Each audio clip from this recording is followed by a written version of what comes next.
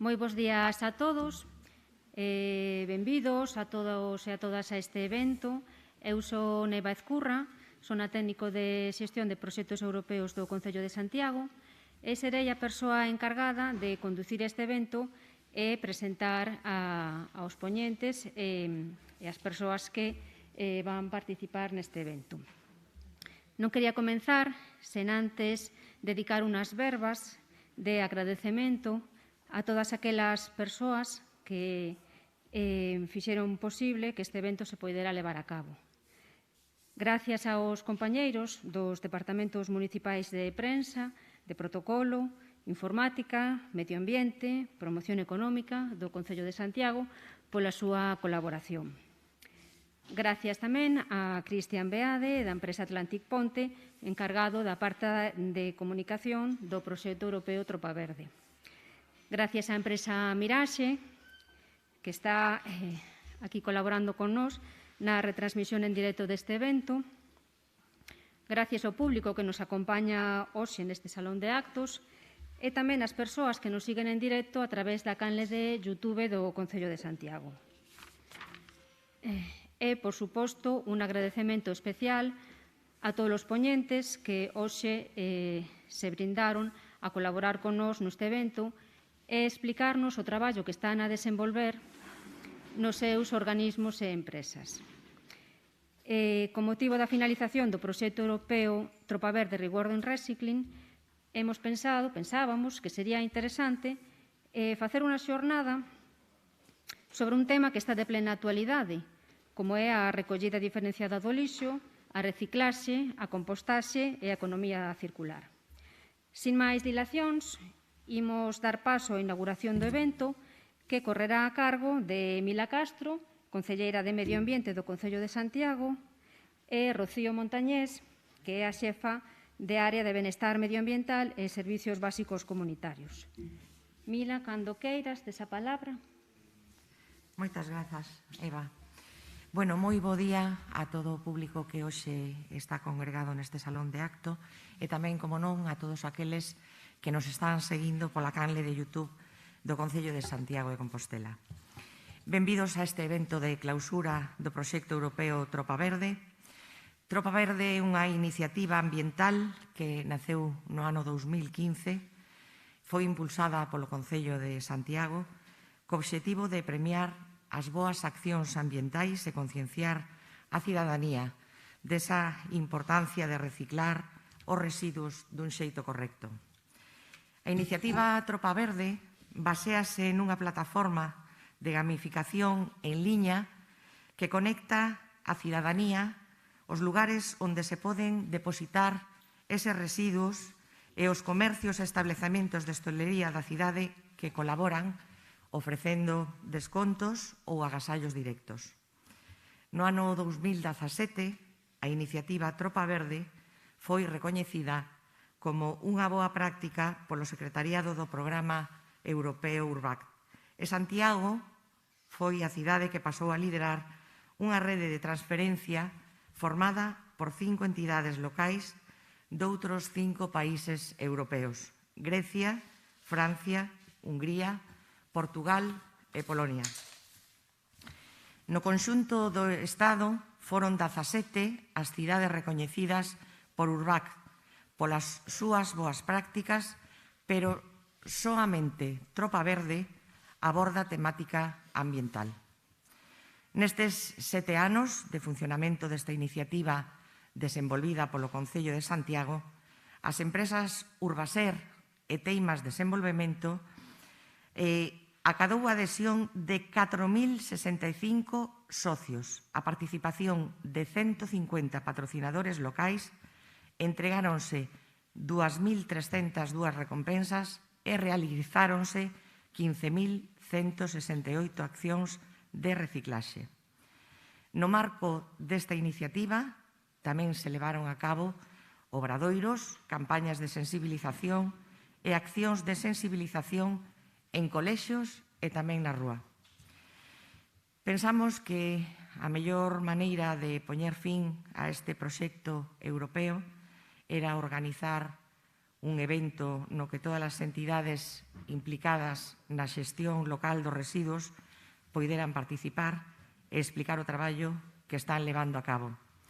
Nesta mañá imos ter aquí interesantes relatorios dos representantes dos organismos e entidades que traballan no ámbito da recollida selectiva de residuos, a reciclaxe e a economía circular, tales como a Dirección Xeral de Residuos da Consellería de Medio Ambiente da Xunta de Galicia, Sogama, o Concello de Carballo, o Concello de Santiago, Ecoembes, a USC e as empresas Cholita e Teimas Desenvolvemento.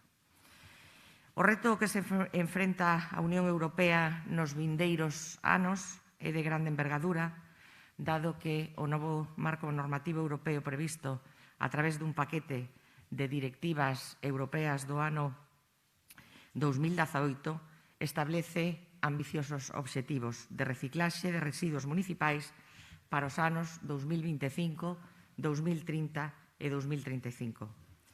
A Lei 6/2021 do 17 de febreiro de Residuos e Solos Contaminantes de Galicia, que entrou en vigor o pasado 17 de marzo, xa ten en conta estes novos requerimentos e establece que os concellos de Galicia deberán instaurar a recollida diferenciada dos biorresiduos antes do 31 de decembro de 2023. Neste senso, eu teño que decir que o Concello de Santiago ven de publicar recentemente a licitación do novo contrato de recollida de residuos domésticos e tamén de limpeza viaria, onde xa se prevé a recollida diferenciada do lixo a través da segregación en 5 fraccións. Isto é a fracción orgánica, os envases lixeiros, o papel e cartón, os envases de vidro e a fracción resto ou indiferenciada. Moi vencellado á xestión dos residuos está tamén o novo modelo de produción e consumo que está a impulsar a Unión Europea chamado Economía Circular. En contraposición ao modelo económico lineal tradicional baseado na extracción de materias primas, produción, consumo, eliminación ou tamén chamado modelo de usar e tirar, a economía circular defínese como un novo sistema económico e social que busca o aproveitamento dos recursos e a redución do uso das materias primas. As razóns polas que a sociedade debe cambiar hacia un modelo de economía circular son o esgotamento precisamente destas materias primas, a dependencia de outros países para o suministro destas materias primas, as negativas consecuencias ambientais e o impacto sobre o clima.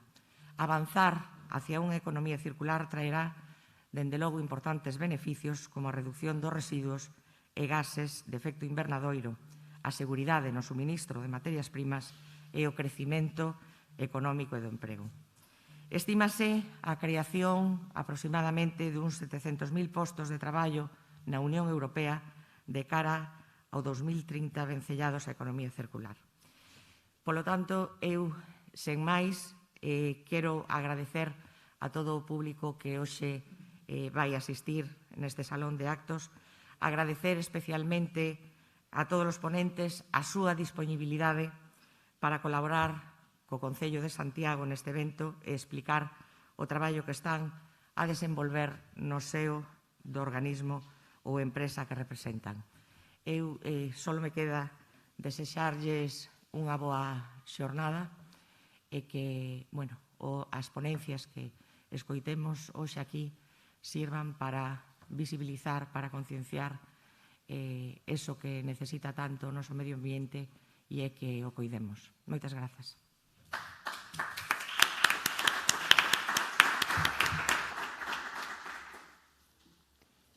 Non sei se vas a decir unas palabras, Rocío. No. Simplemente, como después tiene la ponencia abierta sobre lo que va a ser el nuevo sistema de recogida de residuos y de limpieza viaria, en la ponencia de Berta ya se hablará sobre el pliego que tenemos actualmente en licitación.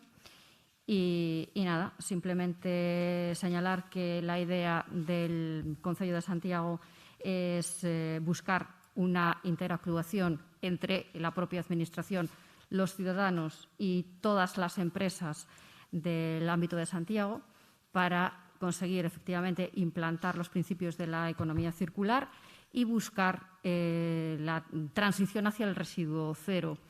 Además, también estamos interesados en buscar soluciones como las que propone Tropa Verde, precisamente, que es premiar las conductas de la ciudadanía, de las empresas, para fomentar el reciclaje, fomentar la reutilización, fomentar evitar la generación de residuos.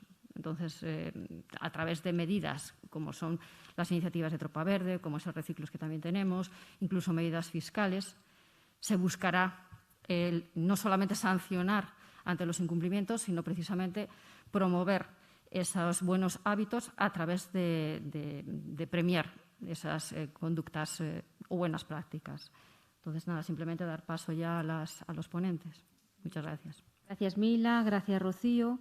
Una vez realizada la inauguración del evento, imos empezar agora co primeiro bloque que está centrado na Administración Autonómica e os residuos. Neste primeiro bloque pensamos que era interesante ter aquí as representantes da Xunta de Galicia e a representante de Sogama tamén e se queredes os pasades a mesa e os presento unha vez que estedes ali preparados.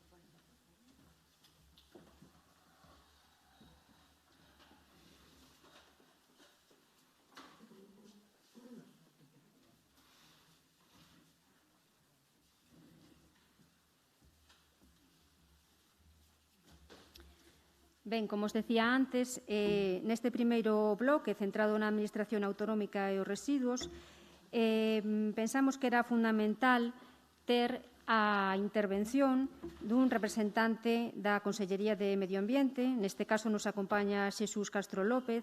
El é o xefe de Servizo de Residuos da Dirección Xeral de Calidade Ambiental da Consellería de Medio Ambiente. Xesús é enxeñeiro técnico industrial, é licenciado en Dereito, é funcionario da Xunta de Galicia dende hai 30 anos, traballou no eido do control de calidade en instalacións industriais e os últimos 7 anos na Subdirección Xeral de Residuos. Actualmente é o xefe de Servizo de Residuos da Dirección Xeral de Calidade Ambiental da Consellería de Medio Ambiente. Cando queiras. Bueno, bons días a todos. Vou a empezar unha presentación da Estrategia Galega de Economía Circular.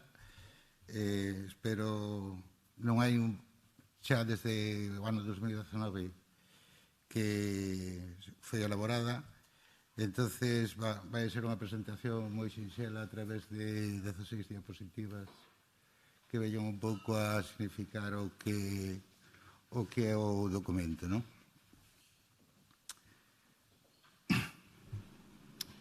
A Unión Europea comezou no ano 2010 coa transformación do modelo económico imperante e desembocou nunha proposta no ano 2015 dun paquete de medidas con que persigue transformar a economía lineal basada no trinomio extraer, usar e tirar nunha economía circular na que se define un novo modelo na utilización de materias e recursos, de xeito que onde tiñamos un residuo, agora temos recursos potenciais que poden ser utilizados de novo polo sistema productivo.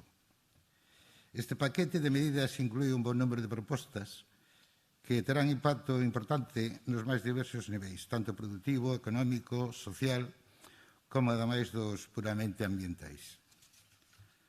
O Plan de Acción para a Economía Circular, deseñado pola Comisión Europea baixo o lema Pechar o Círculo, Inclúe toda unha serie de propostas legislativas sobre residuos para reducir os depósitos en vertedoiro e aumentar a preparación para a súa reutilización e reciclaxe. Así como un anexo de 54 medidas de desenvolvemento nos ámbitos de produción, de consumo e xestión de residuos. O mercado secundario de materias primas e as accións sectoriais, así como o fomento da I+D+I, co objetivo fundamental de facilitar e promover a transición da nosa comunidade autónoma cara a unha verdadeira economía circular, segundo as premisas impostas no ámbito do comunitario, a Consellería de Medio Ambiente fixou o objetivo de dar a Galicia a súa propia estrategia de economía circular, co fin de desenvolver no marco establecido pola Comisión, adaptando ás súas peculiaridades económicas, sociais, naturais, productivas e enerxéticas.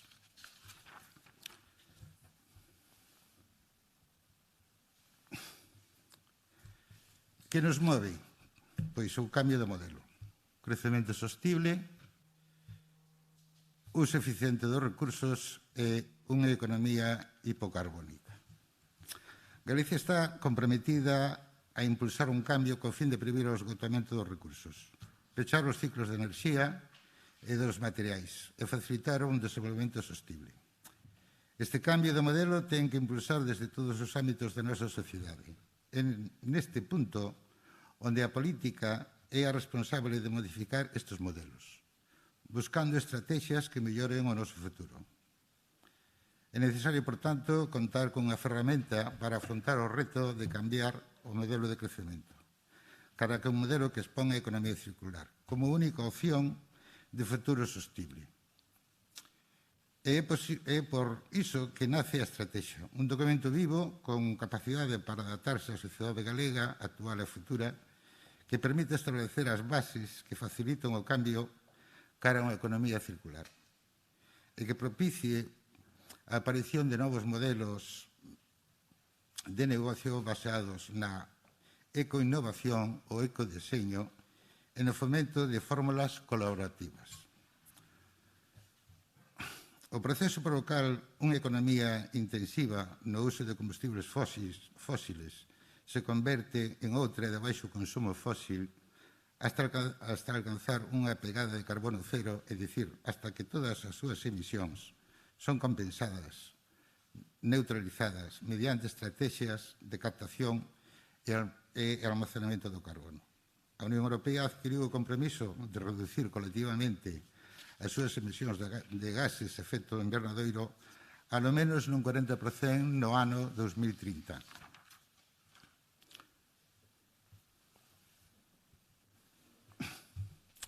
A elaboración da estrategia foi redactada este documento polas 3 universidades galegas co convencemento de que a articulación dun instrumento para a transición a un novo modelo económico basado na innovación implicaba un traballo conxunto dos gobernos, as empresas e as institucións educativas.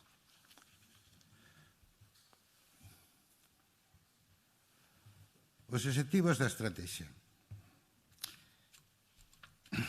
A nosa estrategia debe perseguir cumprir os seguintes obxectivos.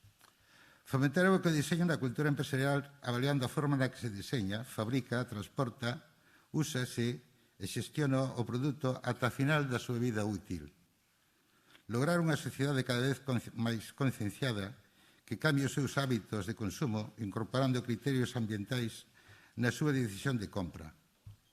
Transmitir e difundir a información aos axentes implicados da maneira máis clara e accesible, para que se comprenda a importancia da nosa participación no desenvolvemento deste novo modelo de crecemento baseado en usar sin tirar.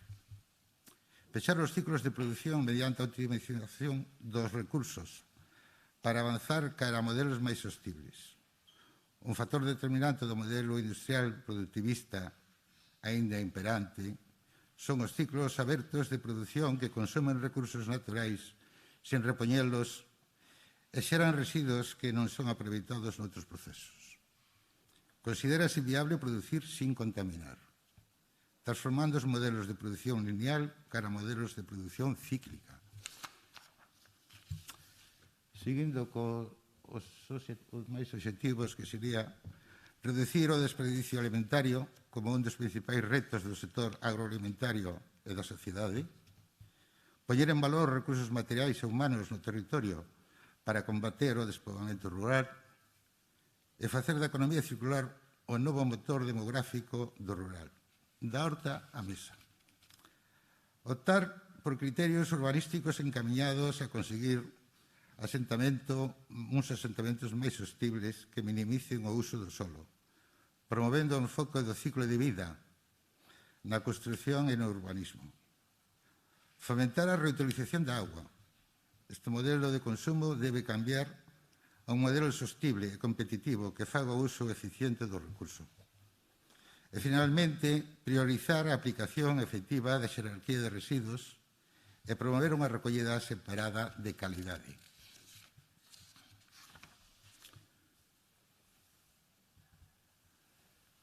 A estrutura ten 8 eixes de actuación. Sería o ecodiseño, o modelo de negocio, a educación e sensibilización, a industria, a produción de alimentos, o urbanismo, xestión do ciclo da auga e xestión de residuos, centrados nos sectores identificados como estratégicos. A industria, o sector primario, fogares e hábitat, a administración pública e servicios. Buscando un impacto positivo sobre os recursos, a auga, o solo, a enerxía, o aire, a alimentación e os residuos. Para identificar as diferentes liñas estratégicas, partiuse dunha diagnose onde se reflectían as condicións socioeconómicas galegas e a súa situación no reto de implantar a economía circular. Para cada eixo elaboráronse propostas nas que se participaron diferentes axentes, administracións públicas, empresas e cidadáns, con fin de acadar impactos positivos nos recursos da auga, do aire, da enerxía, os alimentos, o solo e os residuos, atendendo a necesidades especificamente galegas. As propostas de actuación están presentadas no formato de fichas de acción. Cada proposta inclúe unha breve diagnose, os obxectivos que persegue, os principais axentes implicados ou beneficiarios, os principais recursos vinculados, así como os instrumentos e medidas para a súa consecución, e metas ou indicadores para o seguimento da avaliación.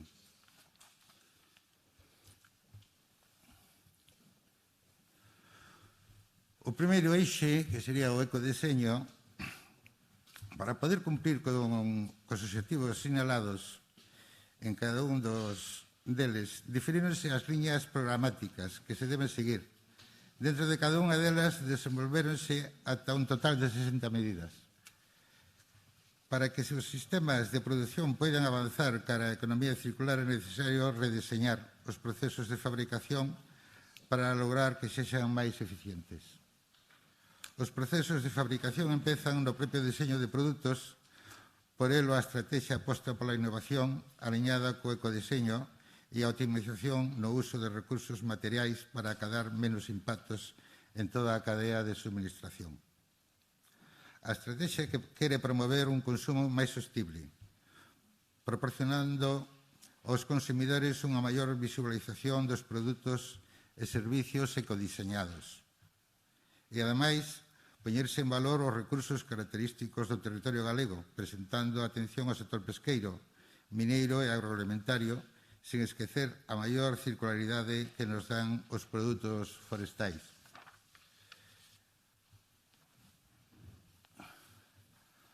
O segundo eixe, que son as actividades e modelos de servicio, as 4 liñas programáticas e as propostas que se fan, un dos principios inherentes á economía circular é conseguir consumidores que estean máis comprometidos co medio, co aforro do consumo de novos recursos e co uso de materias primas reciclables.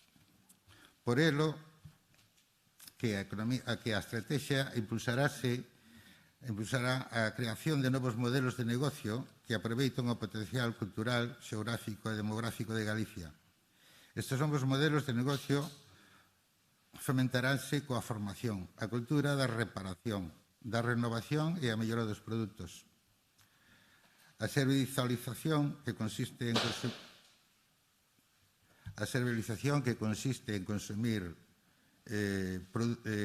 servizos en vez de produtos, como son as plataformas digitais, o renting.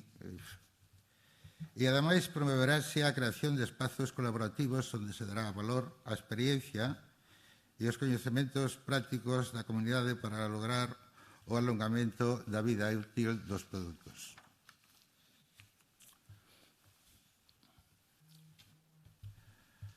O terceiro eixe é a educación e a sensibilización. Na estrategia pretende que a educación axude a impregnar na sociedade a economía circular. E, ademais, a sensibilización é clave para que prema esta filosofía nos consumidores, nos empresarios, nas administracións e nas organizacións. Por todo elo, a proposta aposta de xeito claro pola formación para que a economía circular estea presente nos cambios sociais, sexa referente nas situacións para fomentar o emprego e no desenvolvemento das accións sociais. E, por suposto, tamén no denominado terceiro sector, as asociacións e ONGs, para que a través da educación ambiental se desenvolvan os principios da economía circular e se garanta unha sociedade ecoalfabetizada e con pensamento crítico.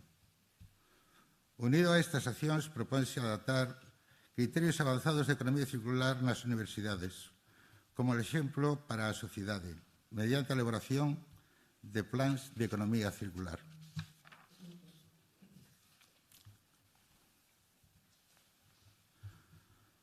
O cuarto eixe é a industria.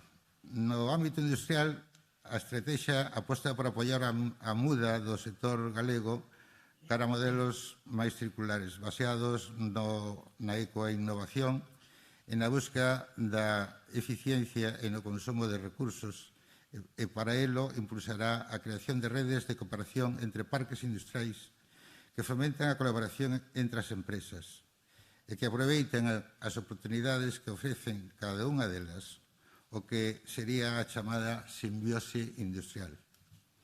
Potenciarase a conversión destes parques industriais en ecoparques, que terán xa integrados os obxectivos da economía circular. Fomentarase a creación de empresas innovadoras, a diversificación, a internacionalización das existentes e a que se faga un maior investimento en novas tecnoloxías. Todo elo terá como consecuencia a creación de emprego de calidade. Isto non sería posible sin impulsar unha contorna reguladora, adaptada a este novo contexto e sin un plan de axudas que promova novos modelos de negocio circulares, co obxectivo final de estimular a ecoloxía industrial.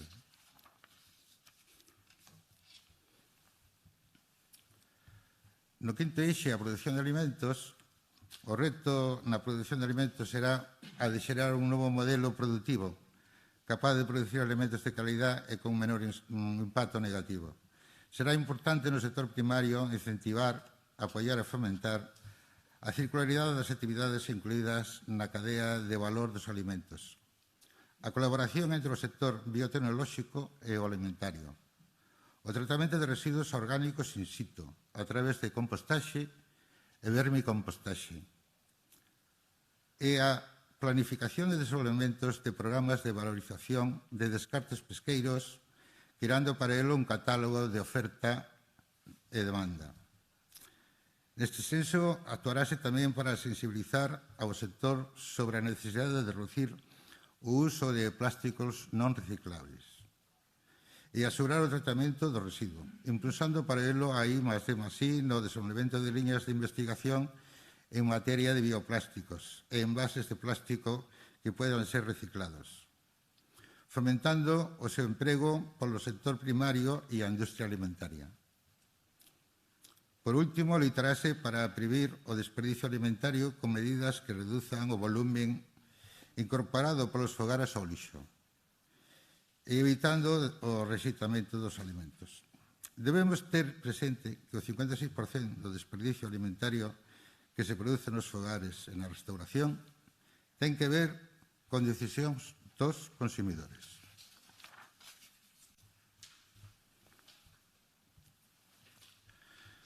O sexto eixe é o urbanismo, edificación e obra pública.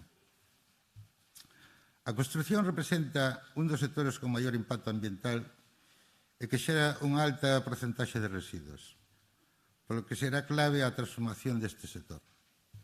Sendo fundamental promover un urbanismo ecoeficiente. Adotaránse criterios urbanísticos encaminados a conseguir asentamentos máis sostibles, así como estrategias para a xestión do espazo arquitectónico vacante ou abandonado, deseñando programas para a localización, identificación e cuantificación do parque inmobiliario baleiro. Promoverase o obxectivo de residuo cero nas fases de deseño e poñerase en valor as materias primas de orixe galega e a súa utilización sustentable, promovendo a prevención e a reutilización dos residuos de construción e demolición. Apostarase por promover un urbanismo que minimize o impacto e favorezca a recuperación de residuos, agua e enerxía nas novas obras e na rehabilitación. O sector da construción en todos os países europeus deberá cumprir os obxectivos da Directiva de Eficiencia Enerxética de Edificios, encaminhada a que o consumo de enerxía sexa case nulo. O fomento do uso sustentable do patrimonio edificado e incentivando a rehabilitación frente á obra nova. Incorporar aos pregos de prescripcións técnicas o uso de áridos reciclados procedentes dos residuos de construción e demolición na contratación de obra pública, tanto na edificación como na obra civil.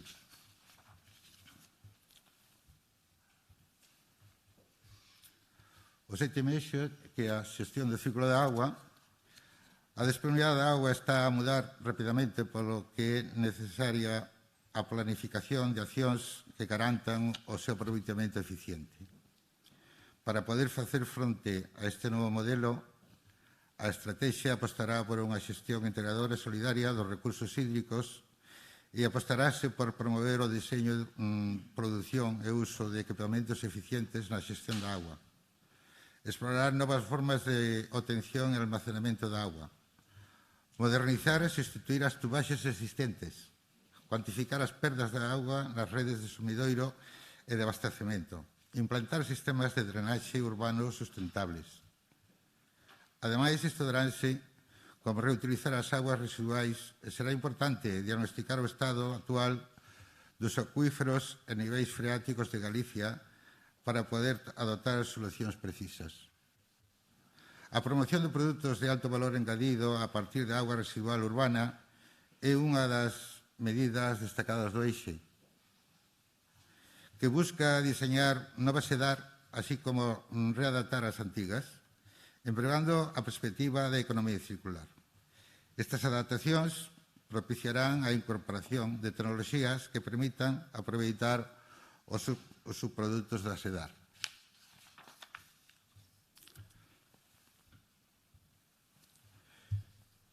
Por último, o último eixe, a xestión dos residuos. O proceso productivo lineal foi, sin dúbida, un factor de crecemento e de benestar xerador de riqueza económica na sociedade moderna, pero, ao mesmo tempo, tamén é certo que este patrón económico foi a causa de problemas ambientais de gran repercusión. O esgotamento de recursos, a contaminación, menor productividade na explotación de recursos, destrucción forestal e acumulación de residuos. É por isto que o modelo debe mudar e para iso a estrategia incide neste eixe, na prevención, na xeración e na reutilización dos residuos, así como en maximizar a recuperación dos materiais coa calidade necesaria para que sexan materias primas que substituan os recursos naturais. Ademais, apóstase por priorizar a circularidade na xestión dos residuos, observando a aplicación efectiva da xerarquía dos residuos e promovendo a compostaxe de biorresiduos.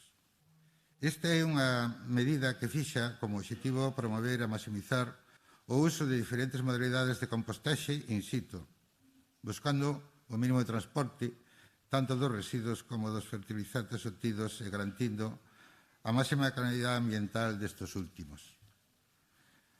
A xerarquía dos residuos establece como primeiro filtro o de previr, o segundo de reutilizar, o terceiro de reciclar, o cuarto de valorización enerxética e, por último, e se non queda máis remedio, o vertedoiro.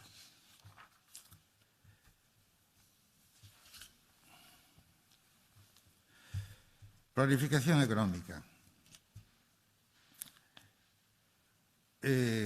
Para o desenvolvemento desta estrategia estímase que é necesario mobilizar, aquí aparece unha cantidad de 864 millóns de euros en números redondos durante os 10 anos de vixencia. O desenvolvemento da estrategia galega de economía circular, segundo a estimación da Fundación Ellen MacArthur, sería un retorno anual equivalente a 1,12% do PIB, o que representa, no caso de Galicia, un retorno ao longo de 10 anos de implantación de 6.607 millóns de euros, que traducido en postos de traballo representarían 12.475 postos de traballo a tempo completo. Todo isto, lógicamente, son estimacións. Cara onde imos? En resumo, a transición cara a unha economía circular ofrece grandes oportunidades en Europa e, por suposto, para Galicia. A nosa estrategia busca abordar os retos ambientais actuais e, a súa vez, ser unha ferramenta para impulsar novos modelos de negocio que permitan xerar emprego na nosa comunidade. A súa implantación terá, por tanto, un beneficio triplo. No económico, polo desenvolvemento de novos modelos de produción, de consumo e negocio. No ambiental, a optimización do uso e explotación dos recursos, así como a mellora dos ecosistemas e a protección da biodiversidade. Un beneficio social baseado na creación de novos postos de traballo e na mellora da calidad de vida das persoas, así como novas oportunidades para a integración social. A nova Lei de Residuos de Galicia, xunto coa Estrategia de Economía Circular e a de Cambio Climático e Enerxía, son ferramentas fundamentais deseñadas pola Xunta de Galicia para avanzar no cambio do modelo productivo e asentar a economía circular. Isto é todo. Moitas gracias a todos.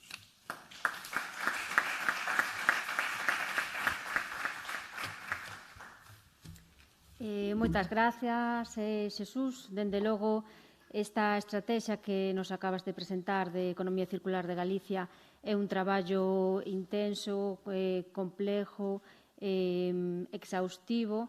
Felicitar ao equipo técnico que a elaborou.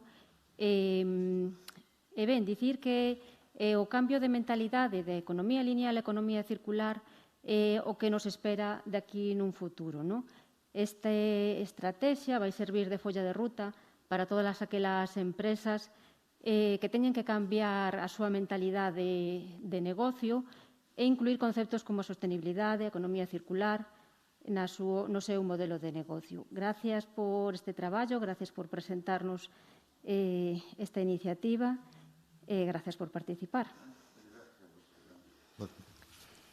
Agora temos a presentación de Sogama. Vai facer unha presentación titulada Presentación da empresa e da estrategia de tratamento da fracción orgánica, colector marrón, e a programa de compostaxe doméstica e urbana. Intervén Javier Domínguez Lino, o presidente de Sogama. Javier é licenciado en Dirección e Administración de Empresas. A súa traxectoria profesional comezou no mundo da banca, sector no que ocupou diferentes cargos. Posteriormente, no 2009, foi xerente da entidade pública Xestur Pontevedra e 4 anos máis tarde pasou a desempeñar o cargo de coordinador da zona sur de Xestur Galicia Sociedade Anónima, encargada de xestionar o solo en Galicia. En febreiro de 2015 foi nomeado presidente executivo de Sogama, cargo que ocupa actualmente. Javier, cando queiras. Muy bien, pues muchísimas gracias. Antes de nada, agradecer al Concello de Santiago la invitación para asistir a esta jornada y explicar pues, desde Sogama lo que estamos haciendo para los nuevos retos que nos enfrentamos todos. Y aprovecho pues, para felicitar al Concello de Santiago por el comportamiento que tuvo el año pasado con respecto a los residuos, debido a que fue el concello que mejor comportamiento tuvo de todas las grandes ciudades en la reducción de residuos. Ha pasado, tengo aquí los datos, de 39.616 toneladas a 35.654, es decir, una reducción de un 10% en el contenedor verde o genérico que le llamamos. Y también ha tenido un comportamiento excelente en la recogida selectiva, en la bolsa amarilla, pasando de 1.785 toneladas a 1.978, es decir, un 10,81% más también de recogida, incremento de recogida selectiva. Por tanto, mi enhorabuena. Y como decía pues la directora del área medio ambiente desde Sogama, llevamos ya 3 años también premiando a esos concellos que reducen los residuos e incrementan el reciclaje, con una bonificación en el canon que se traslada a los vecinos, y el año pasado pues, al Concello de Santiago ha podido ahorrar a los vecinos más de 200.000 euros con este descenso de residuos e incremento del reciclaje. Por tanto, enhorabuena al Concello de Santiago. ¿Qué es Sogama? Sogama es una sociedad anónima, se creó en el año 1992, que tiene 2 socios principales. Uno es la Xunta de Galicia, con un 59%, y luego un socio tecnológico que es Naturgy. Su función se centra en la gestión de los residuos urbanos. ¿Por qué se creó? Se creó porque, no sé si ustedes acordarán, aquí hay concellos, que en los años 90 teníamos más de 300 vertederos incontrolados municipales de residuos por toda Galicia. Quemábamos los residuos a cielo abierto, como ven ahí la imagen, sin control de lixiviados, sin control de ningún tipo, y los cuales se empezó a estudiar, ver qué se hacía por Europa, y así se creó Sogama. Teníamos 300 vertederos ilegales, vertederos municipales, y más de 3.000 vertidos ilegales. Ahí tenemos un vertedero de un concello, y el cual ahora, pues, como está regenerado, después de la constitución de Sogama, se pudo eliminar esos 300 vertederos municipales y se regeneraron la mayoría de esos, por decir ya, todos los vertederos municipales existentes. ¿Qué objetivos tiene Sogama? Pues bueno, solucionar el deterioro, como hemos visto, y he hablado de esos 300 vertederos municipales y 3.000 vertidos ilegales. Tenemos 3 características: una global, integral y solidaria. Global, pues porque diseñado para atender las necesidades de toda la comunidad autónoma. Integral, ya se habló aquí de las 3 R's, la reducción, reutilización y reciclaje, y con una 4ª R de recuperación de energía. Y solidario porque Sogama cobra el mismo canon a todos los concellos de Galicia. Cobramos el mismo canon al Concello de Cerceda, al Concello de Santiago, al de Fisterra o al de Barco de Valdeorras. ¿Qué fracciones de residuos tratamos en Sogama? Tratábamos generalmente 2, era el contenedor amarillo, que es de latas, bricks y envases, y el contenedor verde, que es la bolsa negra o fracción resto. Y desde hace un año tratamos también el contenedor marrón, el 5º contenedor, la fracción de la materia orgánica. ¿Qué infraestructura industrial tenemos en estos momentos? Sogama en el año 2021, se me fue esto, ¿se fue?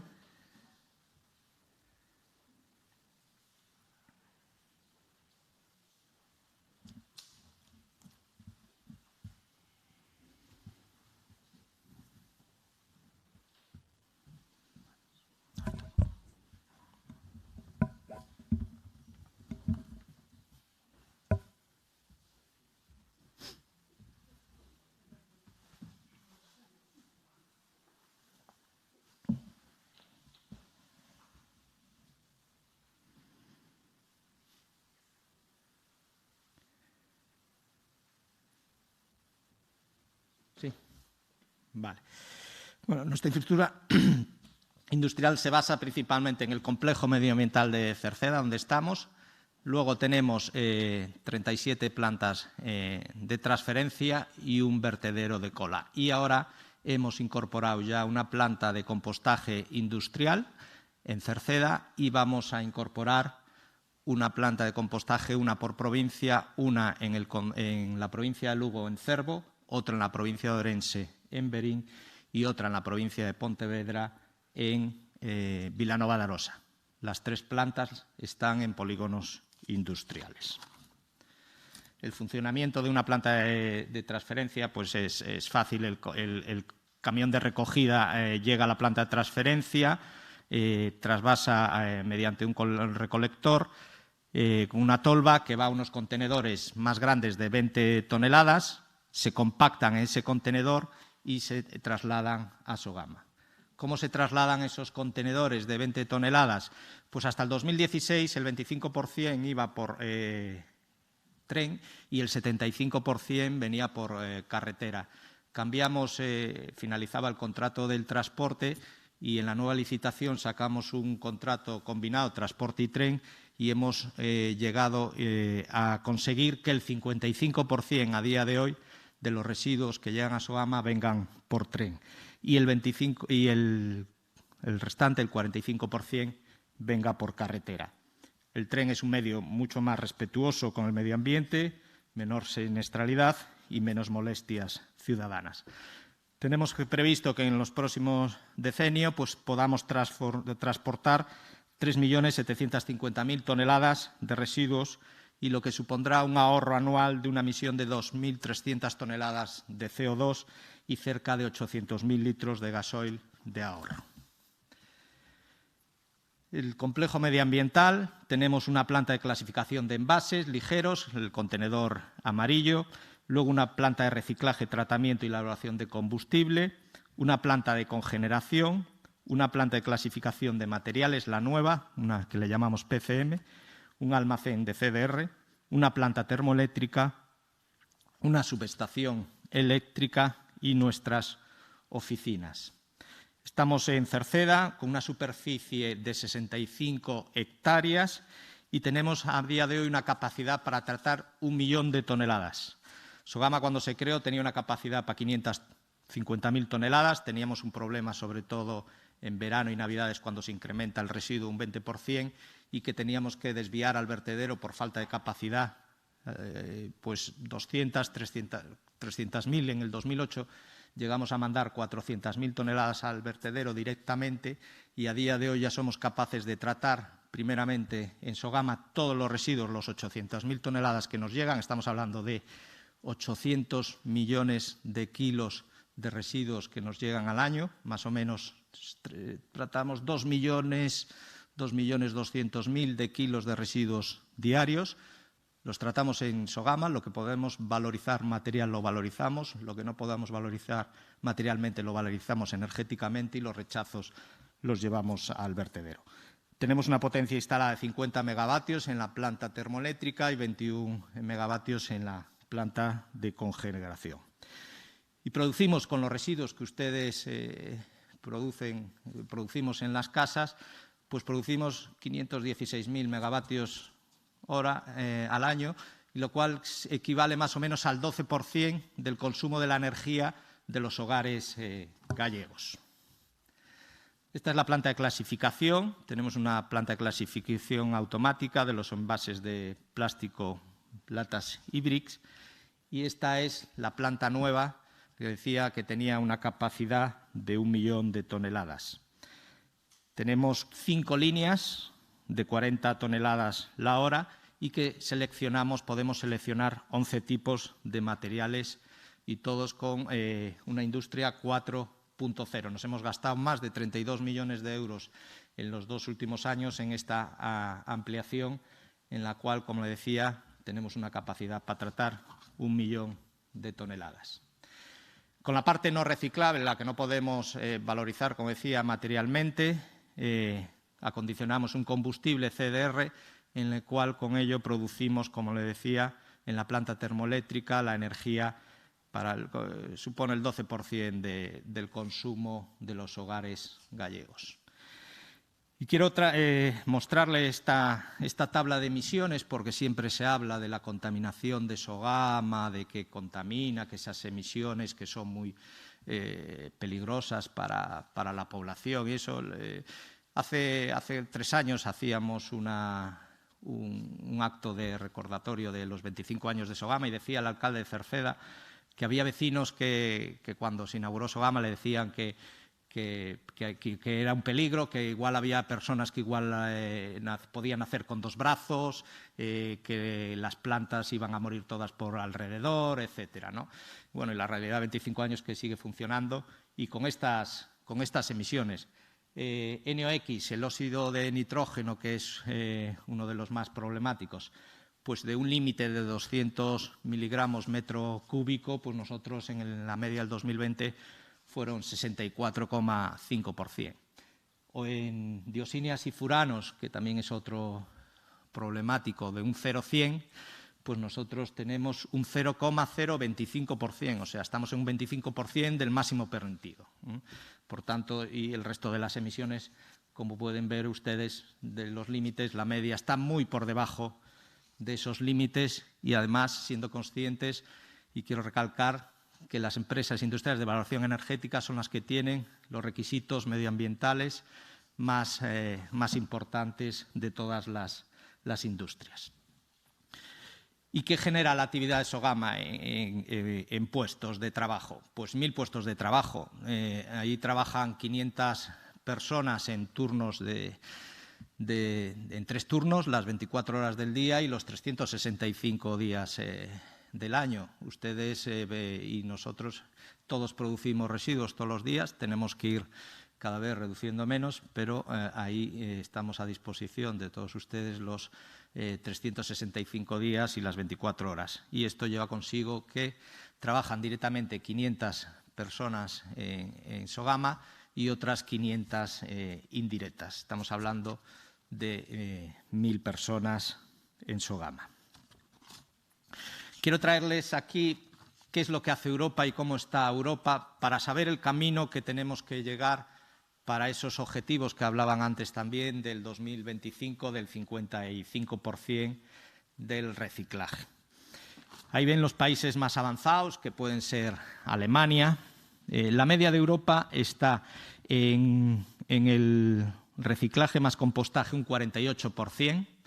Estos son datos del 2019. Valorización energética un 27% y vertedero un 24%. España tenemos un 54% de vertedero, un 11,29% de valorización energética y entre reciclaje y compostaje un 35%. Por tanto, nos queda ahí trabajo que hacer.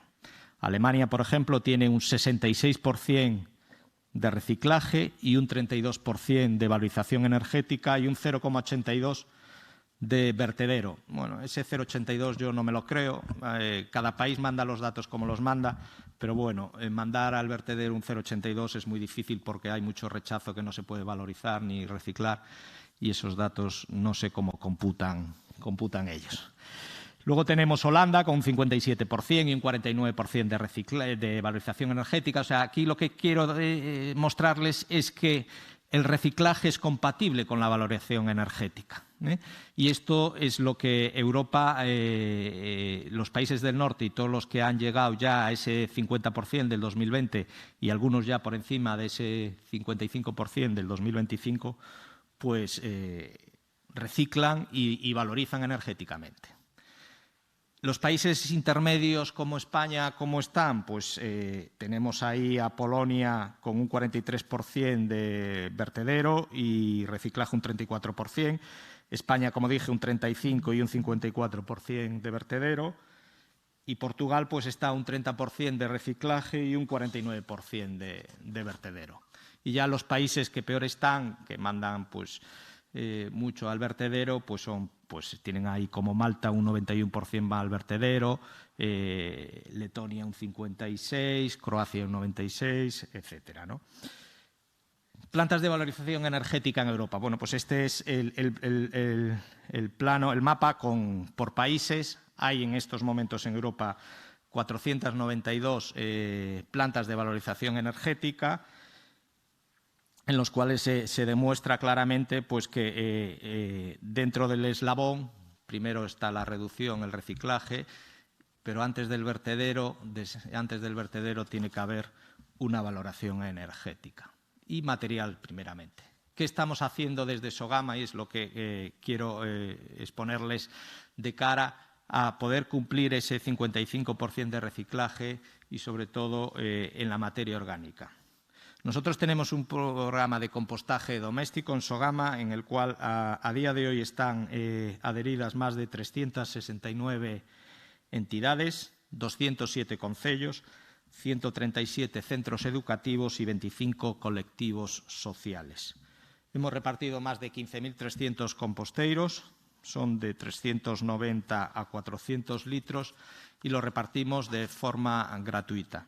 Esto va acompañado de una formación de los concellos que lo solicitan, de recursos didácticos. Damos charlas formativas cuando entregamos a esos concellos. Y luego, pues el concello de Carballo, que veo ahí al concejal y amigo, pues nos explicará su experiencia, que además lo está haciendo muy bien, tanto en el compostaje doméstico como en el industrial, y cada vez nos están pidiendo más composteros domésticos.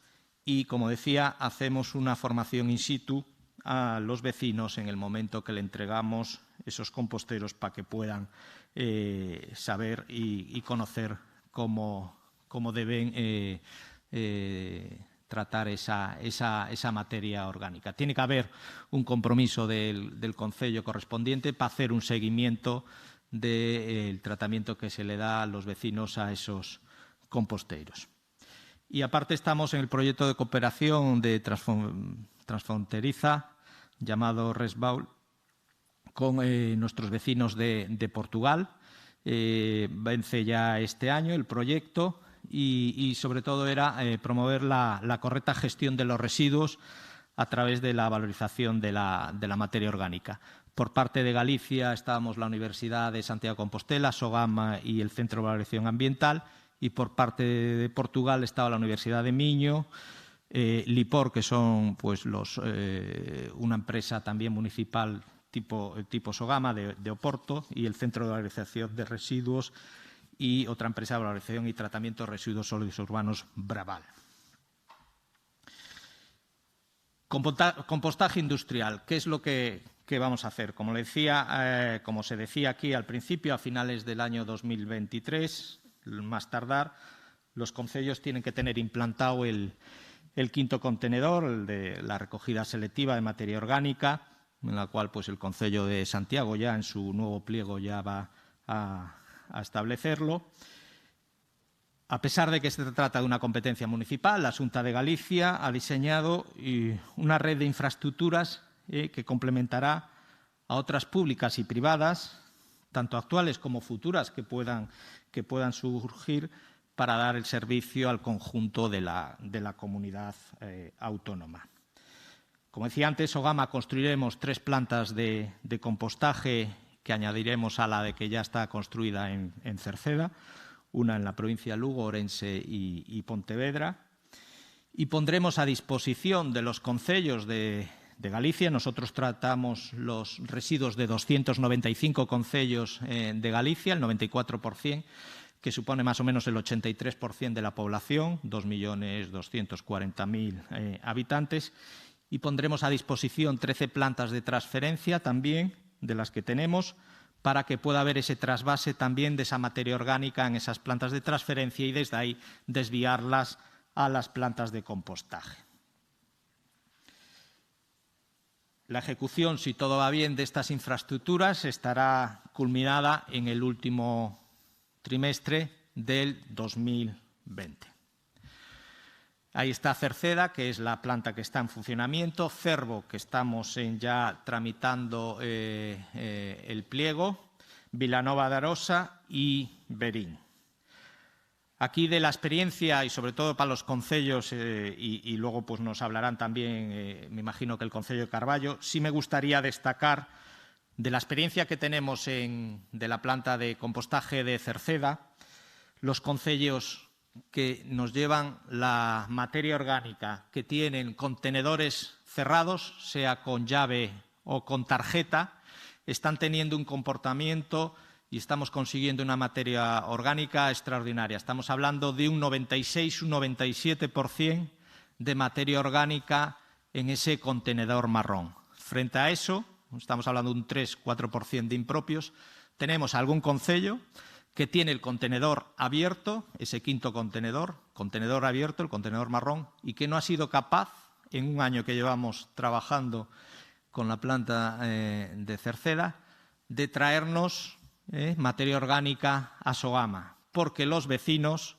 mezclan todo tipo, al ser contenedor abierto se creen que es el contenedor de fracción resto y meten en el contenedor marrón pues la fracción resto. En cambio, estos concellos que tienen los contenedores cerrados con llave o con tarjeta están teniendo un 3-4% de impropios, frente al 30-35% de los concellos que no tienen. Por tanto, yo creo que es tomar nota de que, y me imagino que luego Carballo con su experiencia nos lo comentará, para la implantación de ese contenedor yo creo que es bueno, porque eso, el tener un contenedor cerrado te lleva a un compromiso del vecino y aunque consigamos igual menos cantidad, pero sí más calidad y al final estamos consiguiendo un compost de calidad.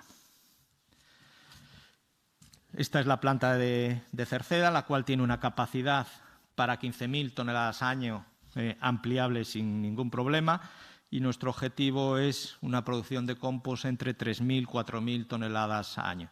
Hemos hecho una inversión de 3 millones de euros. Esta va a ser la planta de biorresiduos de Cervo, como decía, en el polígono industrial de Cervo. Va a poder tratar 3.000 toneladas de forsu y 1.600 de estructurante para mezclar. Produciremos nuestro objetivo, un compost de calidad de 1.500 toneladas al año y tener un presupuesto de 5.500.000 euros.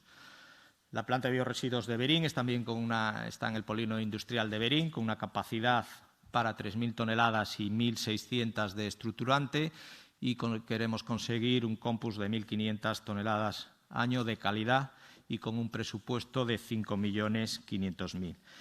Y luego tenemos la planta de biorresiduos de Vilanova de Arosa, también en el polígono industrial de Bayó, que está en tramitación. Es una planta de capacidad de 15.000 toneladas, ampliable también en un futuro, y orden de 7.000 toneladas de estructurante, con una producción de compost final sobre 6.000 toneladas y con un presupuesto de 15,5 millones. Se ha ido otra vez, pero bueno, estoy ya acabando. Las características de estas plantas son máxima fiabilidad y robustez en el conjunto de la operativa, máxima recuperación de subproductos con técnicas automáticas de clasificación, reducción del impacto de la planta en el entorno más inmediato, olores y efluentes. Van a ser en naves totalmente cerradas, tenemos con biofiltros y todo el tema de energías renovables, con el único objetivo de tener un compost estable de alta calidad. Y aquí quiero mostrar las infraestructuras que en Galicia a día de hoy están disponibles para tratar la materia orgánica. Estamos hablando de las 4 plantas de compostaje, las 15 plantas de transferencia a disposición de los concellos y luego plantas privadas, público-privadas, autorizadas que también pueden tratar esa materia orgánica. Con esta infraestructura existente a día de hoy, los concellos van a tener la posibilidad de poder trasvasar la materia orgánica o tratar en las plantas de compostaje la materia orgánica del quinto contenedor sin ningún problema y así poder cumplir el objetivo principal que tenemos todos en el 2025 de conseguir el 55% de reciclaje. La inversión total que Sogama va a hacer durante estos 2 próximos años va a ser de 35 millones de euros. Estamos hablando de transformar 5 microplantas a día de hoy en plantas de transferencia de mayor capacidad y con más prestaciones ese quinto contenedor.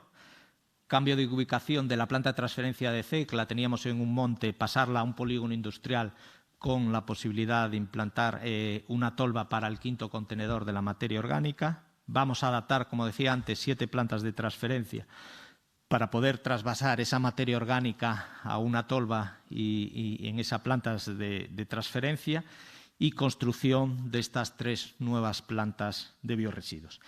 Y aparte de esos 35 millones, la Xunta de Galicia va a poner a disposición de los concellos este año y el próximo más de 12 millones de euros a la implantación, ayuda a esos concellos del quinto contenedor, ya sea a través del contenedor marrón de compostaje individual o compostaje comunitario. Por tanto, creo que es un reto que tenemos todos, tenemos un objetivo que cumplir, como se decía antes, y creo que con esta infraestructura, con la concienciación de todos, podemos llegar a ese 55% que nos marca Europa para el 2025. Nada más y muchísimas gracias por vuestra atención.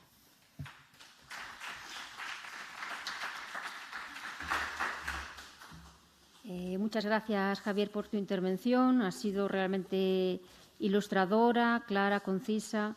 Yo me quedaría con las 2 últimas palabras que has dicho, que sería el esfuerzo inversor que está haciendo Sogama por adaptarse a las políticas europeas en materia de medio ambiente, por apostar por el compostaje, por la fracción orgánica.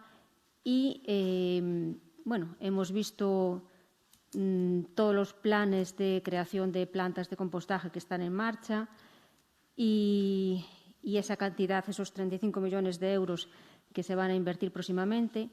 Y, por otra parte, has dicho también algo muy interesante, lo has recalcado en la presentación, el tema de la sensibilización y de la concienciación ciudadana. Porque yo pienso que todo este trabajo no se puede llevar a cabo de una forma eficiente si los propios ciudadanos de a pie, nosotros mismos como personas en nuestros hogares, nos concienciamos de la importancia de hacer una separación de residuos y poner aparte esa fracción orgánica para que después se pueda crear compost con ella. Es importante la labor que están haciendo las instituciones, pero es fundamental la concienciación ciudadana de todos nosotros en nuestros hogares, porque lo que está en juego es el medio ambiente. Con esto cerramos este primer bloque de presentación, que estaba marcada por la Xunta y Sogama, desde el punto de vista de la Administración autonómica. Ahora vamos a abrir una ronda de preguntas. Ya está aquí la primera pregunta. Os pediría que las personas que quisieran intervenir se presentaran, dijesen su nombre, a qué institución representan o pertenecen y el ponente al que le quieren hacer la pregunta. También quería recordar a los que nos están viendo a través del canal de YouTube del Concello que tienen un formulario en Google Doc para hacer sus preguntas y también les podíamos dar paso. Cuando quieras, Goretti. Ben, son Goretti San Martín, son a portavoz municipal do Bloque Nacionalista Galego aquí no Concello de Santiago de Compostela. E a pregunta vai para o presidente de Sogama, porque a intervención de Xesús Castro foi moi en ámbito xeral e non baixou tanto a concreción, non neste caso, aínda que podería ir dirixido aos dous, pero fundamentalmente pola cuestión que ten que ver sobre se, independentemente do que pensemos a respecto do modelo, Sogama e desde a miña perspectiva do que foi o fracaso do modelo de décadas de Sogama, e é algo que aproveito e quero felicitar que se fagan xornadas como estas, pero botar de menos en falta que no programa non se inclúan persoas tamén do mundo ecoloxista, persoas que teñen outra visión e que teñen outras alternativas diferentes en riba da mesa. Pero independentemente, sin poñer en cuestión o modelo Sogama, o problema é se, tal e como se nos acaba de comunicar coas cuestións que se poñen en riba da mesa, eso dá solución nestes momentos aos problemas que temos, e concretamente desde o Concello de Santiago.